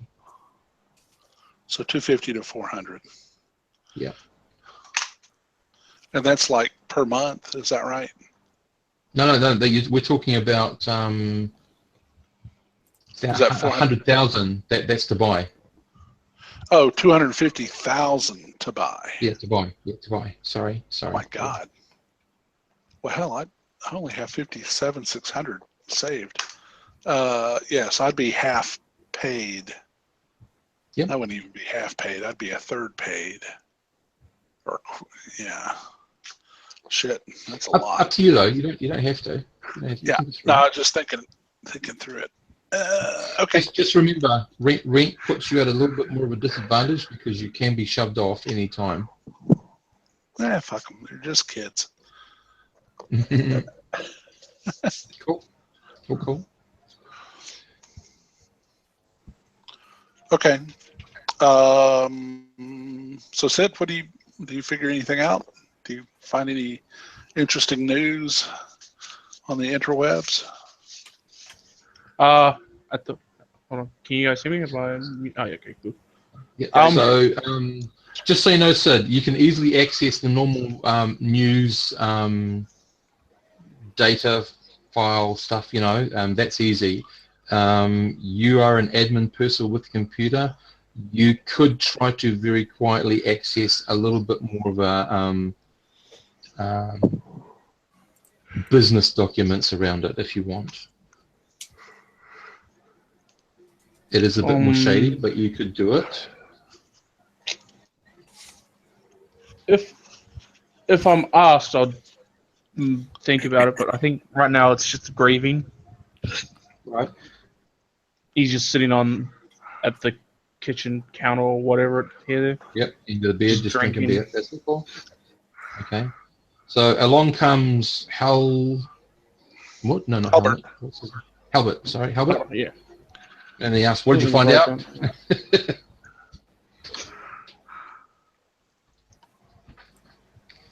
What do you mean, what did I find out? Well, what happened to the guy? You heard. He got crushed. He was so careful though. He was. Something stinks. Something's not right. Yeah, what do you want me to do about it? I'm not a fucking detective. No, you're a fucking computer expert.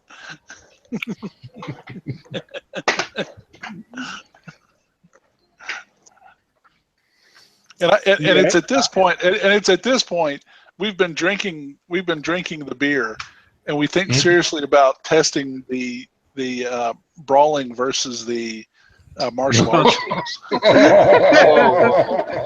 Guys, come on. Yeah, let's do it. Let's do it. No, you fucking hick. What you fucking call me? You heard Okay. me. Rightio. I'll just turn to the table of devastation. Rightio. So the two of you get up. Thank goodness this is all just hand to hand, so it's not going to get too bad. Well, we've only had 3 beers apiece, right? Because all he got was a 6-pack, which pissed me off to start with. Right. Okay. And I'm short of temper too. Okay. Yeah, but around certain things, matey, you got to remember that. Around certain things. Yeah. But yeah. Okay, so you're going to have a short punching belt. So happens at just the same to try it time. out. I'm just curious to see how it works. Yeah. Roll a d6 and add your tactic skill to see if either one of you gets surprise on the other. No, we're not. None of us are going to get surprised. You never know. No. In the middle of a fight, one starts hitting. That could be surprise. No, we've got a code. We've got a code between us that says, okay, it's time. I smile and wink at him, and he smiles and winks at me back, and we know it's time to start. To start. Yeah. Okay. We go quiet, man. Okay. Rightio. So this happens simultaneous. You're at short distance or close distance, so you're going to be hitting each other. What do you do? Who's going to you can tell me first, but it all happens at the same time. Why don't we do the simple one first? I'll do the brawling first. So seriously, I'm just curious to see how this will work. Yep. And let me look at the chart. We're at close range. Hands. We're not wearing armor, so I get a +1. I get a +2 for close range. I've got a high dex of 9. Does that give me anything? Advantageous strength. 9 strength would give you advantageous for you +1. 9 for fist. Okay, so +1, so +4. So I'm +4. That's to hit. Yep. All right. Let's get to the right. All right, let's roll. Let's see what we get. Boom. Oh, well, that hits. So, Sid, what are you returning with? I'll use the flurry. Okay, 2 attacks. Way you go. So this is just a straight punch. Yeah. Yep. So okay, rightio. So hands. What's your strength? A. So that's a +1. +1 for the using your hands is 2. Close is 4.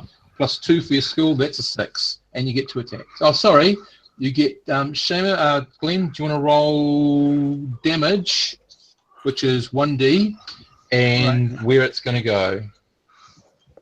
In the nest. So do I choose where it goes, or? No, you just roll 1d, and that's where it's going, and 1d for damage. So 1 to 3 it's strength. 1 to 2 it's strength. Okay, it's on your strength. It's on your strength. Sid, and the damage is 5 on your strength. Okay. Okay, so Sid, you get to roll with a +6 to hit him on both of them. Okay, so 1. Yes. Jesus. Fuck. 2. Yes. Okay, the damage the damage is 1d +2 because you get your die modifier to the damage. So 1d6 +2 on each of them. First one, roll a d6 to see where it goes. All right, so the first one is the double 6s, so this is the location? Yep, the strength dex. Okay, it's all on your dex. So all of this damage is on your dex, these 2 punches. So now 1d6 +2, 1d6 +2. 1d6 +2. 8. 8.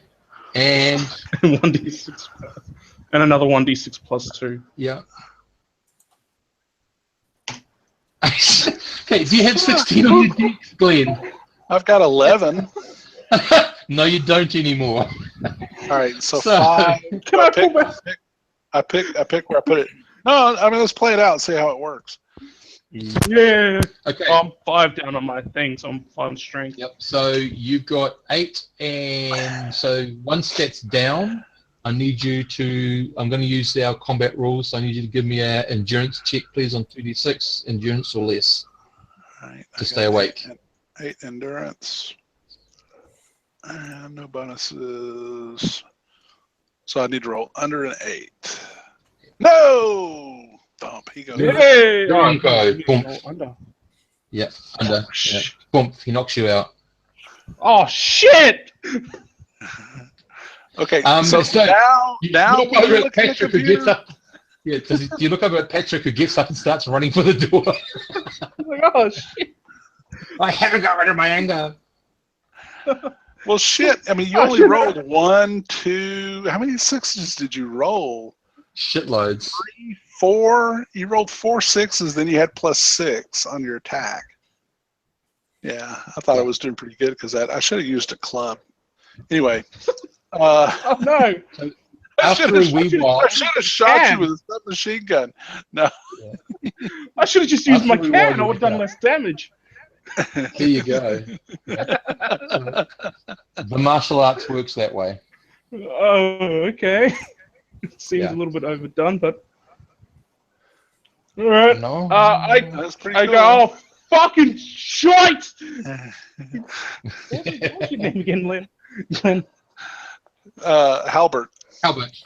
Albert! I just start slapping him. Hey, buddy. Oh, okay, roll your damage. No, he's not rolling to hurt you. Oh, okay. Come on, buddy, get off. He tries to wake me up and ends up killing me. Exactly.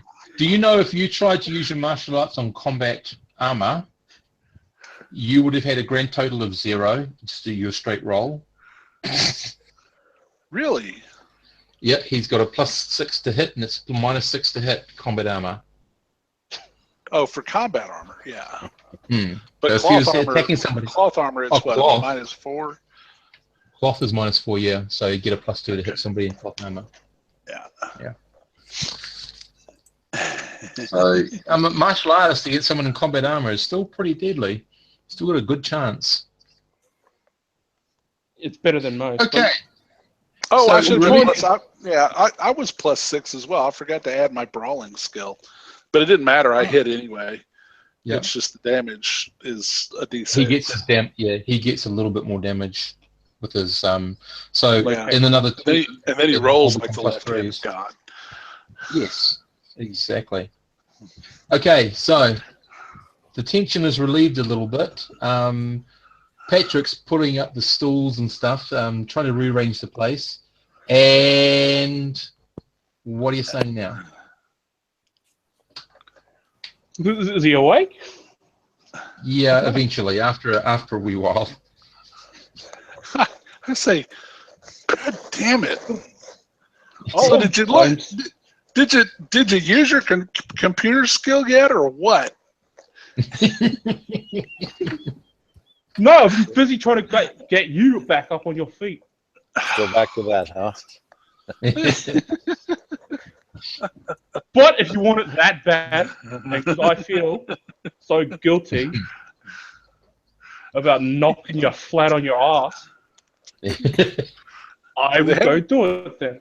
Do they have any frozen peas in the refrigerator? No. I tell them, shut up and let me get an ice pack. There's frozen chapatis.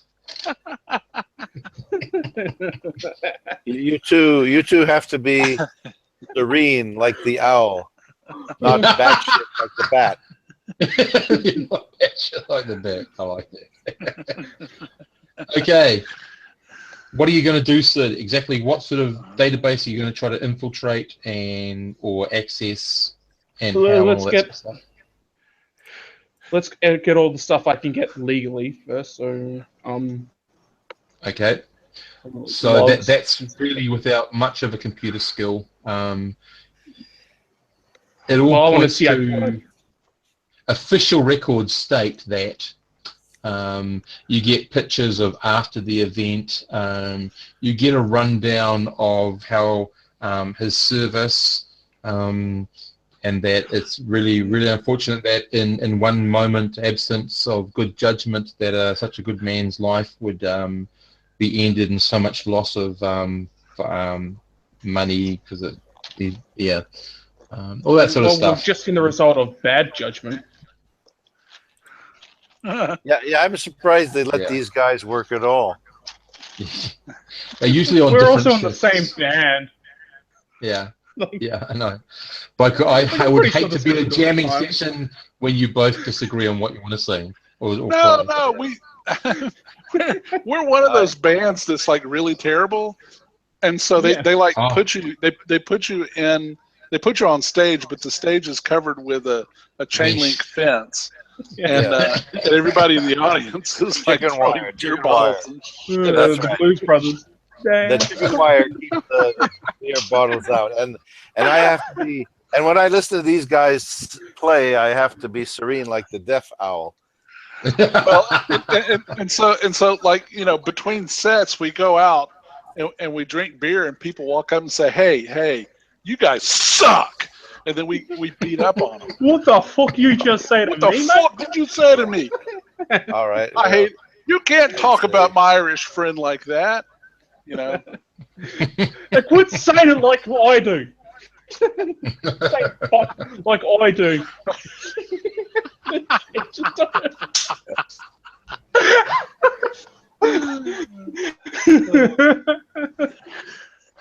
All right. So that's somehow it always involves us fighting each other. There you go. So that's what you get at the moment. I've forgotten your character's name. Judd McSowan. Yeah. How do you pronounce that? McShane? If I go by sort of I don't know. Irish. I'm pronouncing it as McSowan.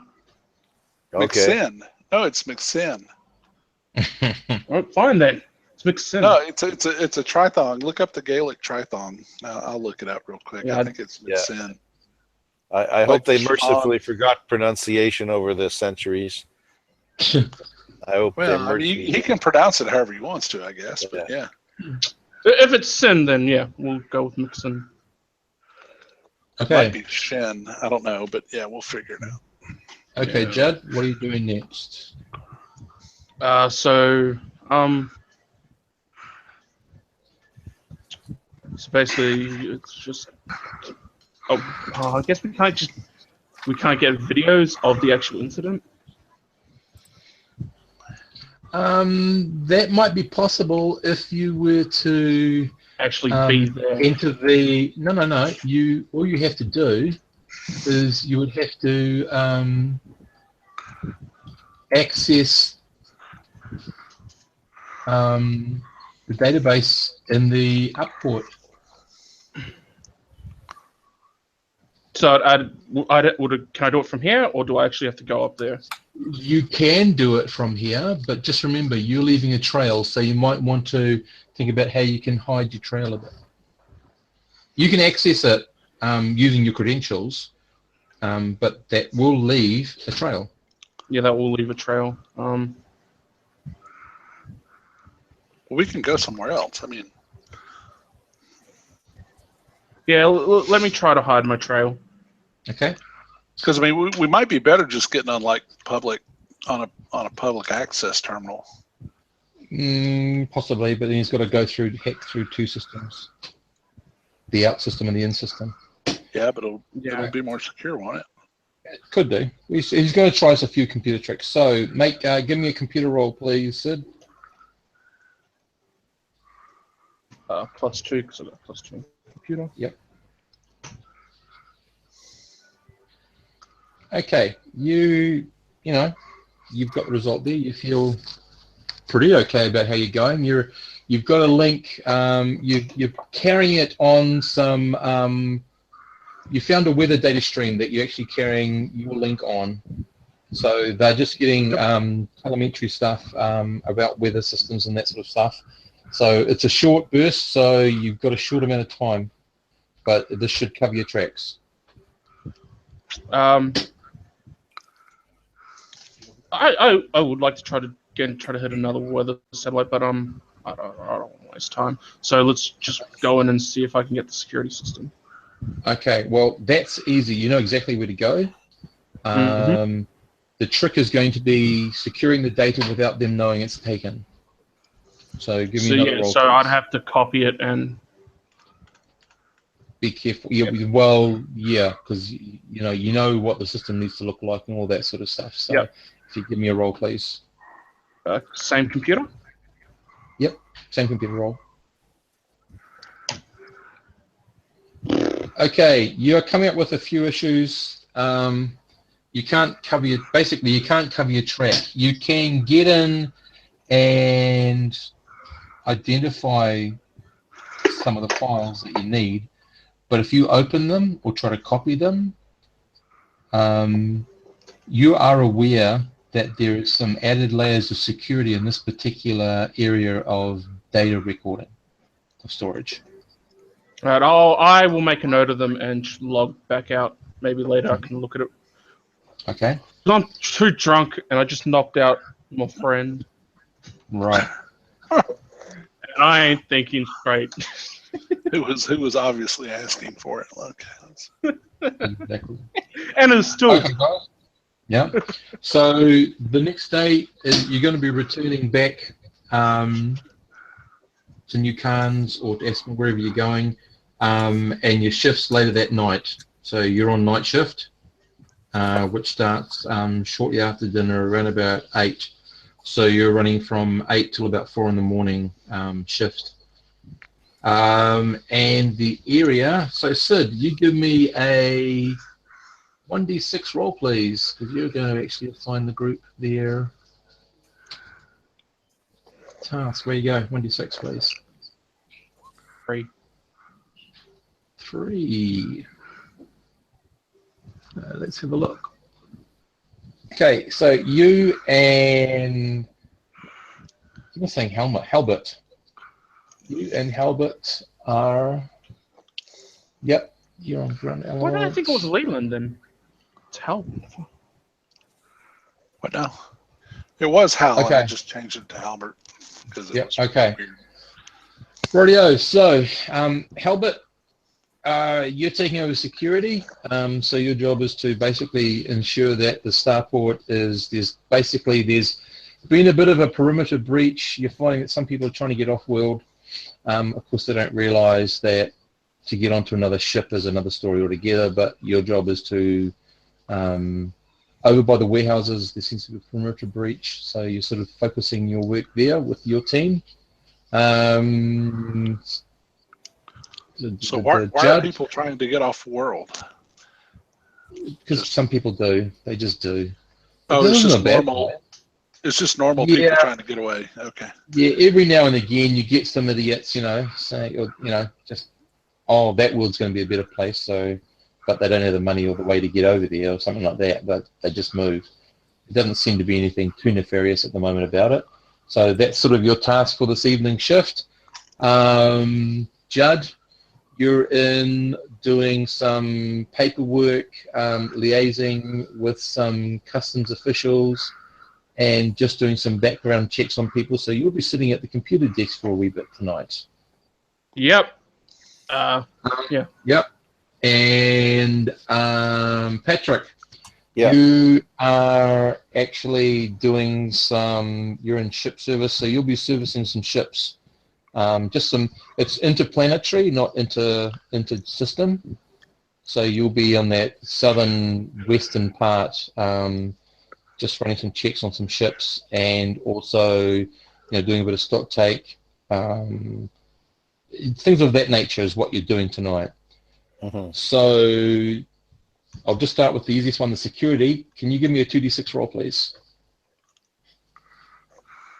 And yes, you're all healed up by now. It's all resolved. Security, do I add anything?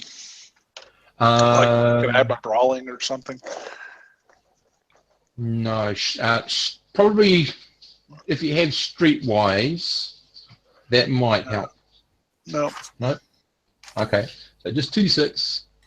Okay, rightio. Within the first hour, you see the first lot. It's the same old story. Family, how they thought they were going to get a family of 8, which included a decrepit old granny and 2 little baby twins, on board a ship undetected. You don't know.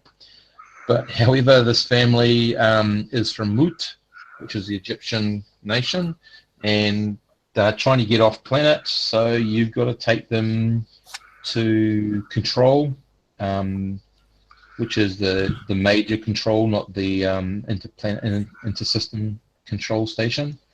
So, because at the base of that, there is a garrison place where you can hold people. So they're going to have to be held there. They're going to be processed and returned to their nation. But that was within the first hour. It was a pretty, yeah. They weren't aggressive or anything. They just froze like bunny rabbits, like possums. Sorry. Well, Grandma in the wheelchair probably slowed them down a good bit. She was carried on the oldest son's back. Yeah.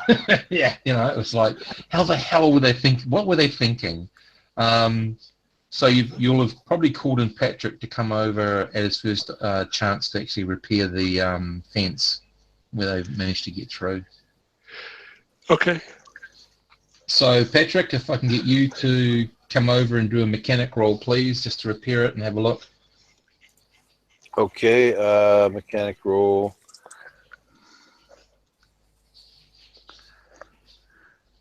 That'd be 2d6 plus 1, skill of 1. Yep. Ew. Okay. The repair is easy, but it's what you find is that while you've repaired the mechanical part of the fence, you don't have the ability to repair the electrical side of the fence, the early detection stuff, because somehow they managed to interfere with that. So you have to call in some of your other buddies from that area to go over the electrics. That means Halbert's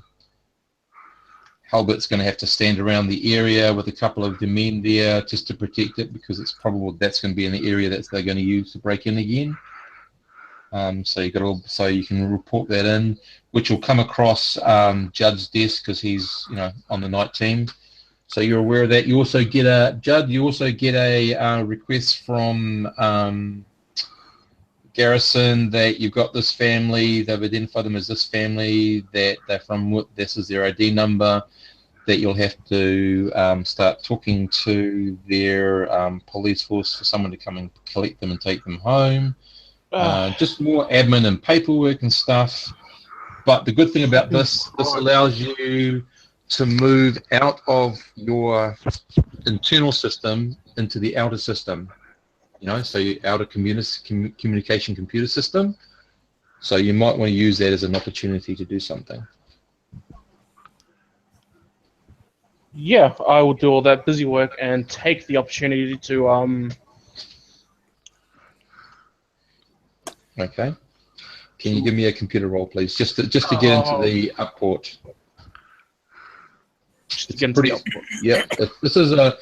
Don't worry if you get below 8, but if you get too far below 8, you've got problems, because this is an easy way to get in.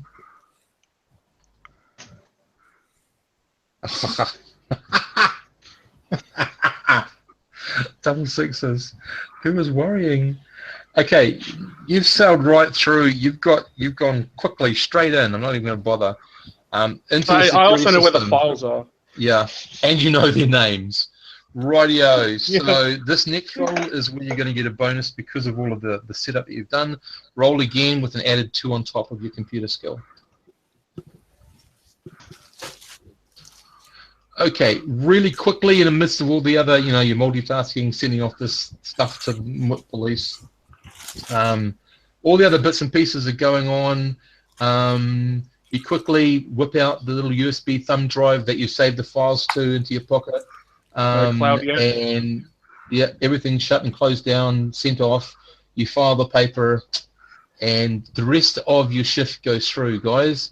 Around about 4:30 in the morning, you're all in the cafeteria, having a drink or something before you all decide to head off to get your sleep and whatever, and rest and go your separate ways.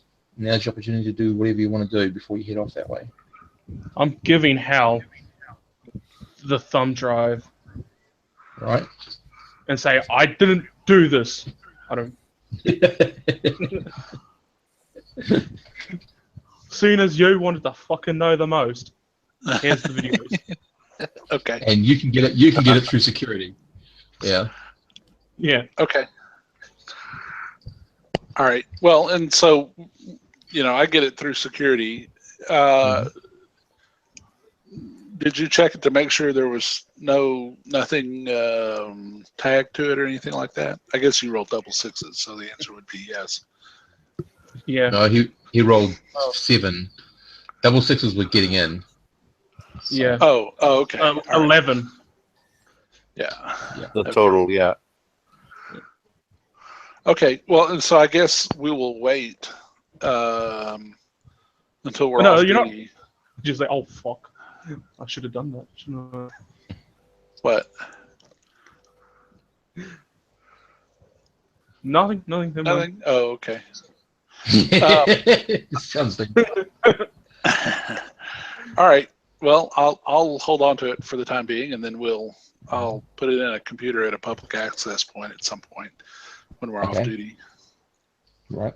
In the Starport or New Cairns or where? Probably at the. I don't know. What's the public observation like? I mean, are there security cams everywhere in the Starport, or? Well, you be on security duty. No, it's very well covered.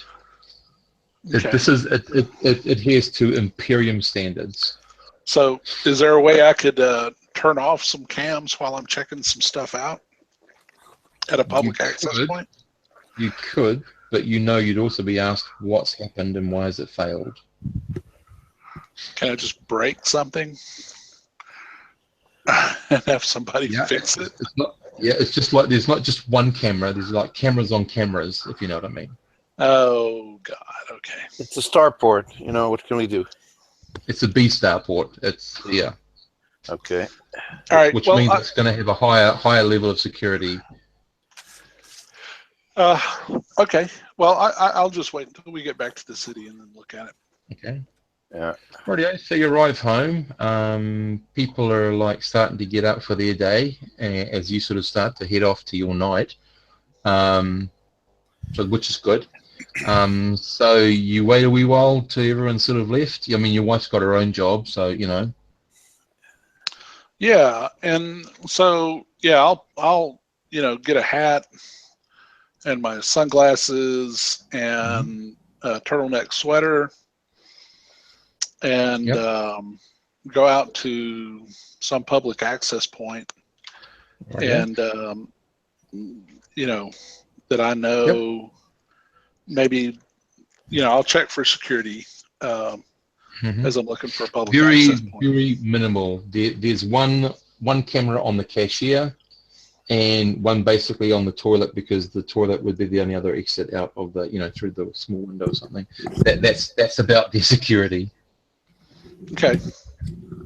All right. Well, I'll go there and I'll just use that public access point and disguise myself as best I can with the very large sunglasses and the floppy hat. Turn my mustache down. I mean, facial hair doesn't help either. But yeah. Well, at least you can hide your mustache. What am I gonna do with this chin? I know. What are you saying? That's pretty cool. I just try to get a varied look at every character. So anyway, what were we up to? Sorry, guys. Right, you're tuning stuff on. Right, you have a look using your security eye. So 2d6, please. And I don't have skills for shit, but we'll just give it a whirl. An 8. That's all you need. Okay, so I'm trying to find the old skills sheet in the bloody. Oh, I'll find it later. Interesting thing is, yes, there. Yes, he did get crushed. Yes, it does look like there was an overbalancing or something. But there's also the inside suit diagnostics that you're only seeing videos at the moment, so you'd be interested to see the inside diagnostics of the suit, or the suit itself would be even better. But the story that you've been told seems to be verified by the video. But there's something a little off. Just at the time of the accident, you're not quite sure, so you sort of zoom in on various parts and you try to digitize it to make it clearer and all that sort of stuff. And it would seem to you that although it looks like overbalancing, it could also be that one of the knee servos went out, which would have created an imbalance, which would have created the issue as well. I'm sorry, one of the servos on the the knee servos on the suit, because he was in one of those powerlifter things, you know. He was lifting it himself in the power lifter, and it fell on him. I got you. So he had a suit malfunction in the servo lifter. Well, it could be. It was either he overbalanced and blew out the servo, and the video sort of indicates that to you, but just you with your mind, if you could get into the suit diagnostics, which is a different set of files and different set of place, you probably could verify that.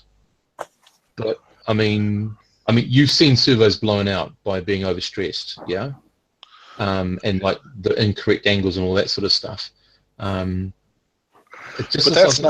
that's not in my file. I can't check the suit. No, you've just got the video of the actual accident as it happens. Okay. And just with you scanning it, and blowing it up and shrinking it down and clearing out noise and all that sort of stuff, you're not 100% convinced that it was driver error. Okay. There's something about the specific time that doesn't ring. Is it something my dark-skinned, long-haired friend could help us with, maybe? Possibly. When we're back on duty. Dark-skinned me? Talking about me?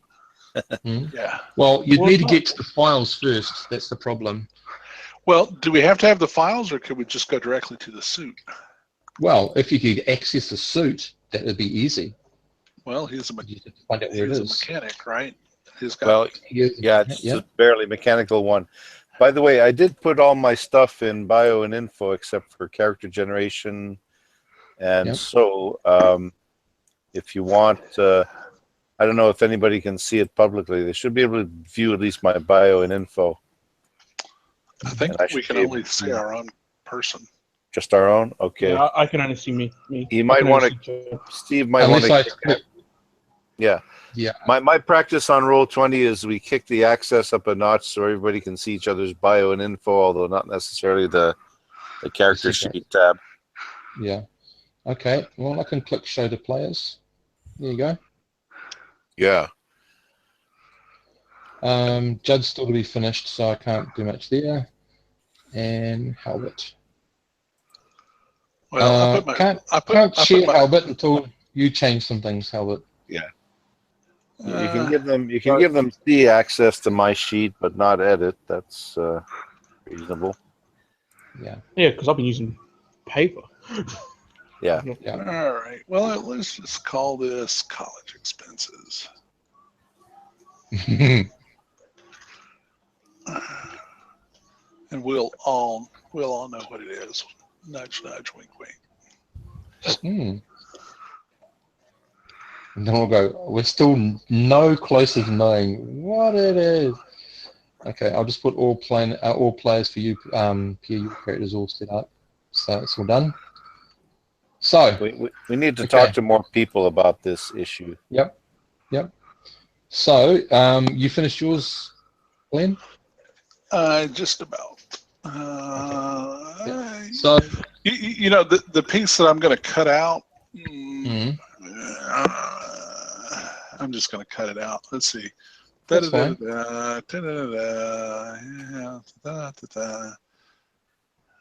You may want to put that in. I can put it under GM notes. You can put it under GM notes. I can. Okay, I'm just going to cut that piece out.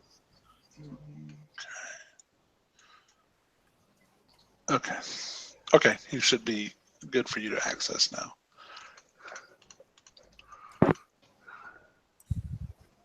Cool.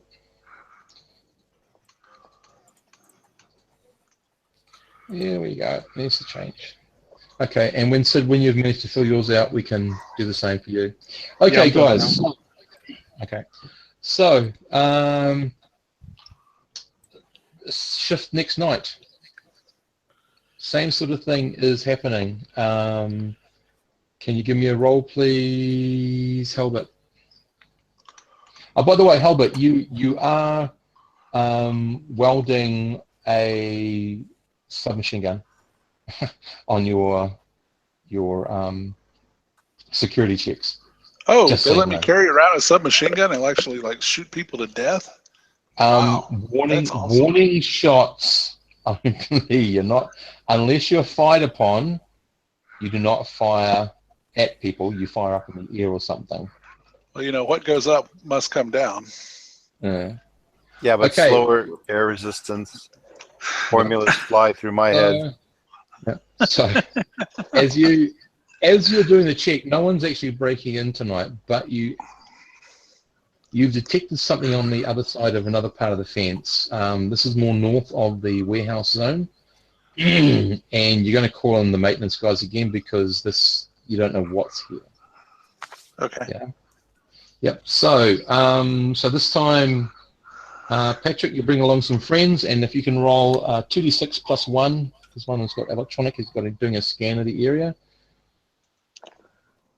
I'm rolling the mechanical portion, I guess, right? Again. Well, just do his electronic version first, and then I'll get you to do the mechanical bit in a second. He's just doing a sensor sweep. Okay. Should I roll now? Yep. You roll for him now, please. Okay. 2d6 plus 1. 1.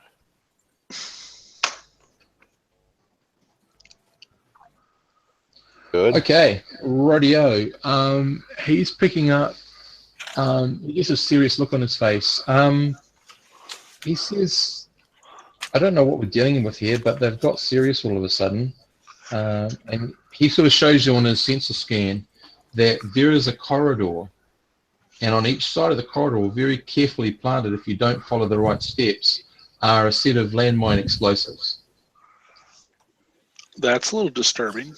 Are they improvised or are they real, genuine manufactured things? He doesn't know from the sensor sweep. He just can, he can censor that there is explosive and where they roughly are. And he says, and I don't know who the hell wasn't looking in the previous shift because, you know, I mean, this is the first hour of your shift, so they wouldn't have had a hell of a lot of time to bury this without being seen. So how the hell they got there, he doesn't know. So somehow in the intervening 20-something odd hours between your last shift and this shift, this has happened. Mm-hmm. So they laid down landmines at the fence some line. sort of landmines, yeah. They're around about, I don't know, 4 yards away from the fence line. 4 yards away from the fence line. Yeah. But not at a gate, but just at the fence line. Yeah. Or 4 yards away from the fence line, just where somebody might cut a hole in the fence. Yeah. Maybe. Maybe they were expecting somebody to cut a hole in the fence there and they were going to blow them up. Is there like a pathway that goes through it? There's sort of a pathway, yeah. Well, that's weird. Well, the problem is anytime you lay a mine line, you can always track a path that you can move through. whether they designed it or not, unless they're just like totally covering it with mines, which they're not. Well, I guess the people laying the mines have to get out somehow, right? Yeah. So the thing is, I'm not saying landmine. I'm just saying it's landmine-like. It's an explosive that is probably going to be set off by standing on it. He can. The guy detects this. So then it's up to Patrick, with his mechanical skill, to do something about it. Okay. But landmines, hey, you know, that's whoa, that's way beyond my pay grade, you know. Yeah, it's about why don't you use your mechanic skill to call somebody that knows what they're doing. Yeah, mechanic one, that doesn't buy the ability to, you know, the risk of blowing myself up. Okay, so other personnel to do it. Okay, Judd, doing your normal work, you get in a call, an all points alert that the starport is under lockdown temporarily. No one's to leave their position. And they give a code, and you know that the code means that there is a danger of explosion. So your thought might immediately go to where they're cracking the water for the fuel, because if they could get touch of the hydrogen there, they'd have a ball. Yep. Fireball. But who knows? Yeah, who would know? So you sort of might be more, in that predicted into that sort of zone. Is there anything else you want to do? Have you guys had a talk about anything else about what you're doing? Well, I talked to Patrick in the odd moment when we're not concerned about being blown to very small bits. At the moment, you're on the right side of the fence for this not to affect it, unless someone's got some sort of way to remotely set them off. Okay. Your friend on sensors, he's just censored it, and he says you probably would want to remove back a little bit, because you are still probably in the blast radius. Well, so we move everybody back, and then he and I chat for a minute or two. Yep. About what's our friend's name that died? What was his name? Rashid. Tao. Rashid. Tao. You call him T-A-U. Tao. Okay. So, I'll talk to him about that and see if he's got access to those files. Okay. He would probably have access to the maintenance files. He could probably call them up. That would be about it, what he could have access to. Okay. Well, and it shouldn't raise any huge flags, because he's just checking on equipment. Okay. I'll get him to do that at his convenience. Okay. So guys, about half an hour, no, about 10 minutes, you get a group of specialists who are going to go out there and try to deal with the situation. Your job is more to keep people away, Halbert, and Patrick, you can go back to doing whatever you're going to do, plus any extra bits. In the central core, Judd, you sort of are seeing the stuff unfold. You know a bit more about it. You know your friends are out there. You've got comms. You can contact them if you want to on a private line. It's easy to access. He's like, what the fuck is going on down there? What the fuck?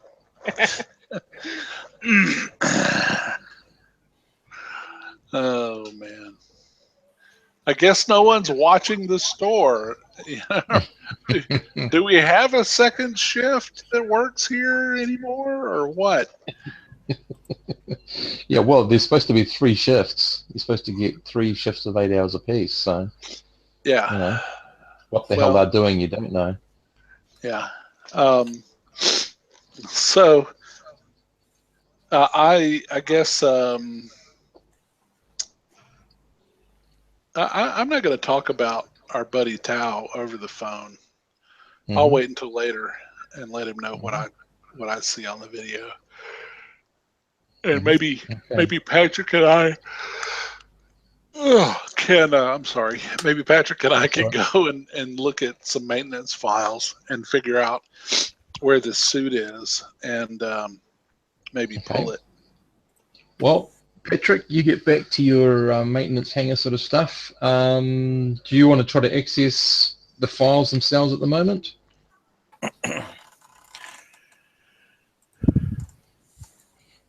What would you like to do, Patrick? You there, Patrick? You're on mute. Oh, yes. Sorry, I'm here. Okay. So what was the question? Sorry. Do you want to, as you go into your maintenance hangar, do you want to just quickly go off and see if you can access the latest maintenance files on the suit? Okay. I got no computer skill though. That's okay. This is all base. Everyone has computer 0. I was trying to look for the list of all the 0 level skills you get in the set, so I'll post that so you can have all those as well. Okay. 0 level in computer. All right. Let me look into it then. Yep. 86. So, yep. No role needed. You can access a whole lot of maintenance files, because that's part of your job. You access the mobile freight movers, and then you get down to the numbers and who signed them out and all that sort of stuff. And you get down to the one where Tao actually signed it out, and you get into it, and the files are all locked. Okay. So what Tao accessed, all those files are locked. But just so the files that you'd be looking at would be either the log files that he's created while he's using the suit, the log files that he would have created while he prepped the suit, and the log files that anyone would have created after they investigated the suit. They are all locked. Okay, it must be some computer guy much better than me, for sure. Well, you put in your password and stuff several times, and it keeps on coming up. User privilege not given, something like that. Well, it sounds like a job for Judd.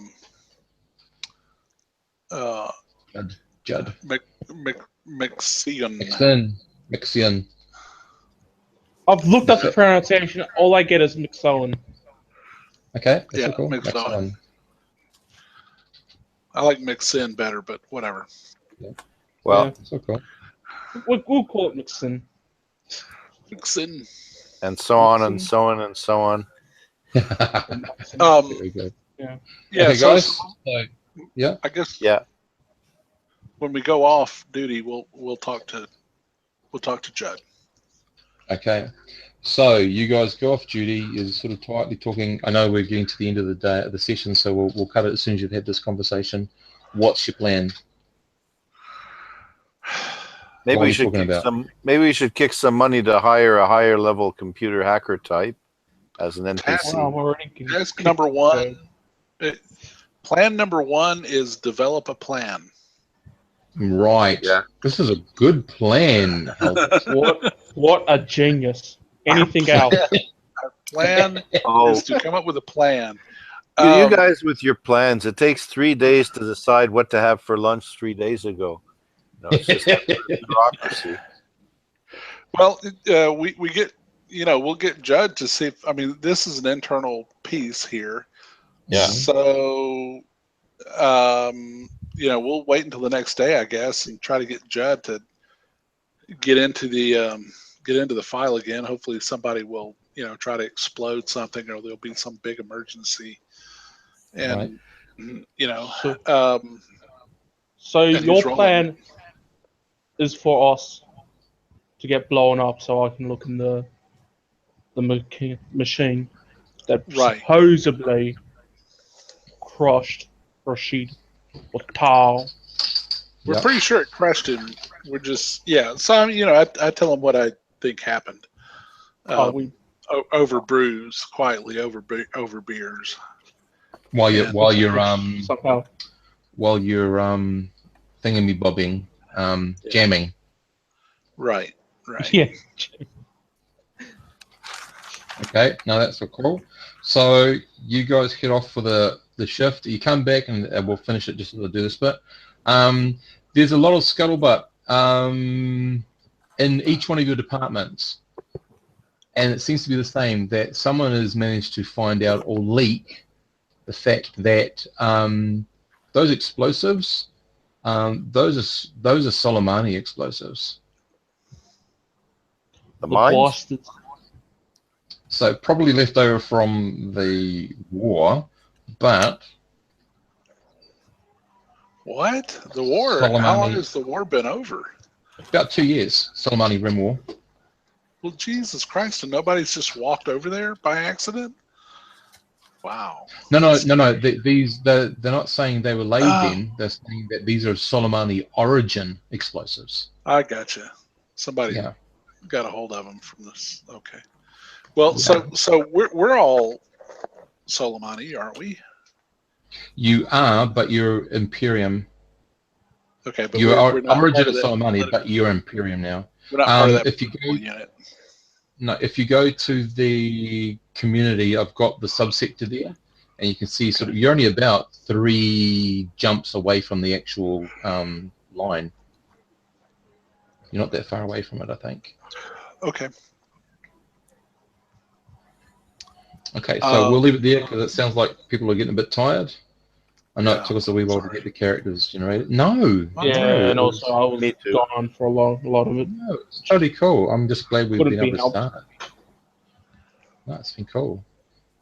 Thank you. I was Yeah. actually hoping I wasn't going to go, but Yeah, that's all cool. I was surprised. You told us last week you didn't think you'd be able to make it at all. So no. Yeah. That's next week. This week, I had to pick up my stepdad's sewing machine. It's like this industrial sewing machine. Oh wow. Right. And so he said, like, I got to do it at this time, or sometime between 9 and 12. Is today. this that character that you had in Traveller 77 who got into the furry boob fabric? Right. Oh no, this is for car upholstery. Oh, okay. Car upholstery. Oh wow. Yeah, cool. Well, I know it's really early times. I hope you got some enjoyment out of it. Oh yeah, it was fun. Certainly. I just a lot, like a the lot of it different was premise. session 0, but everything was okay. Yeah, Well, it was good that Sid and I had the fight because you know. Well, there you go. Now we know how freaking deadly Sid and his martial arts are. Yeah. Yeah. Test the rules. You want to shut off the broadcast, Steve? Oh, sorry. Yeah.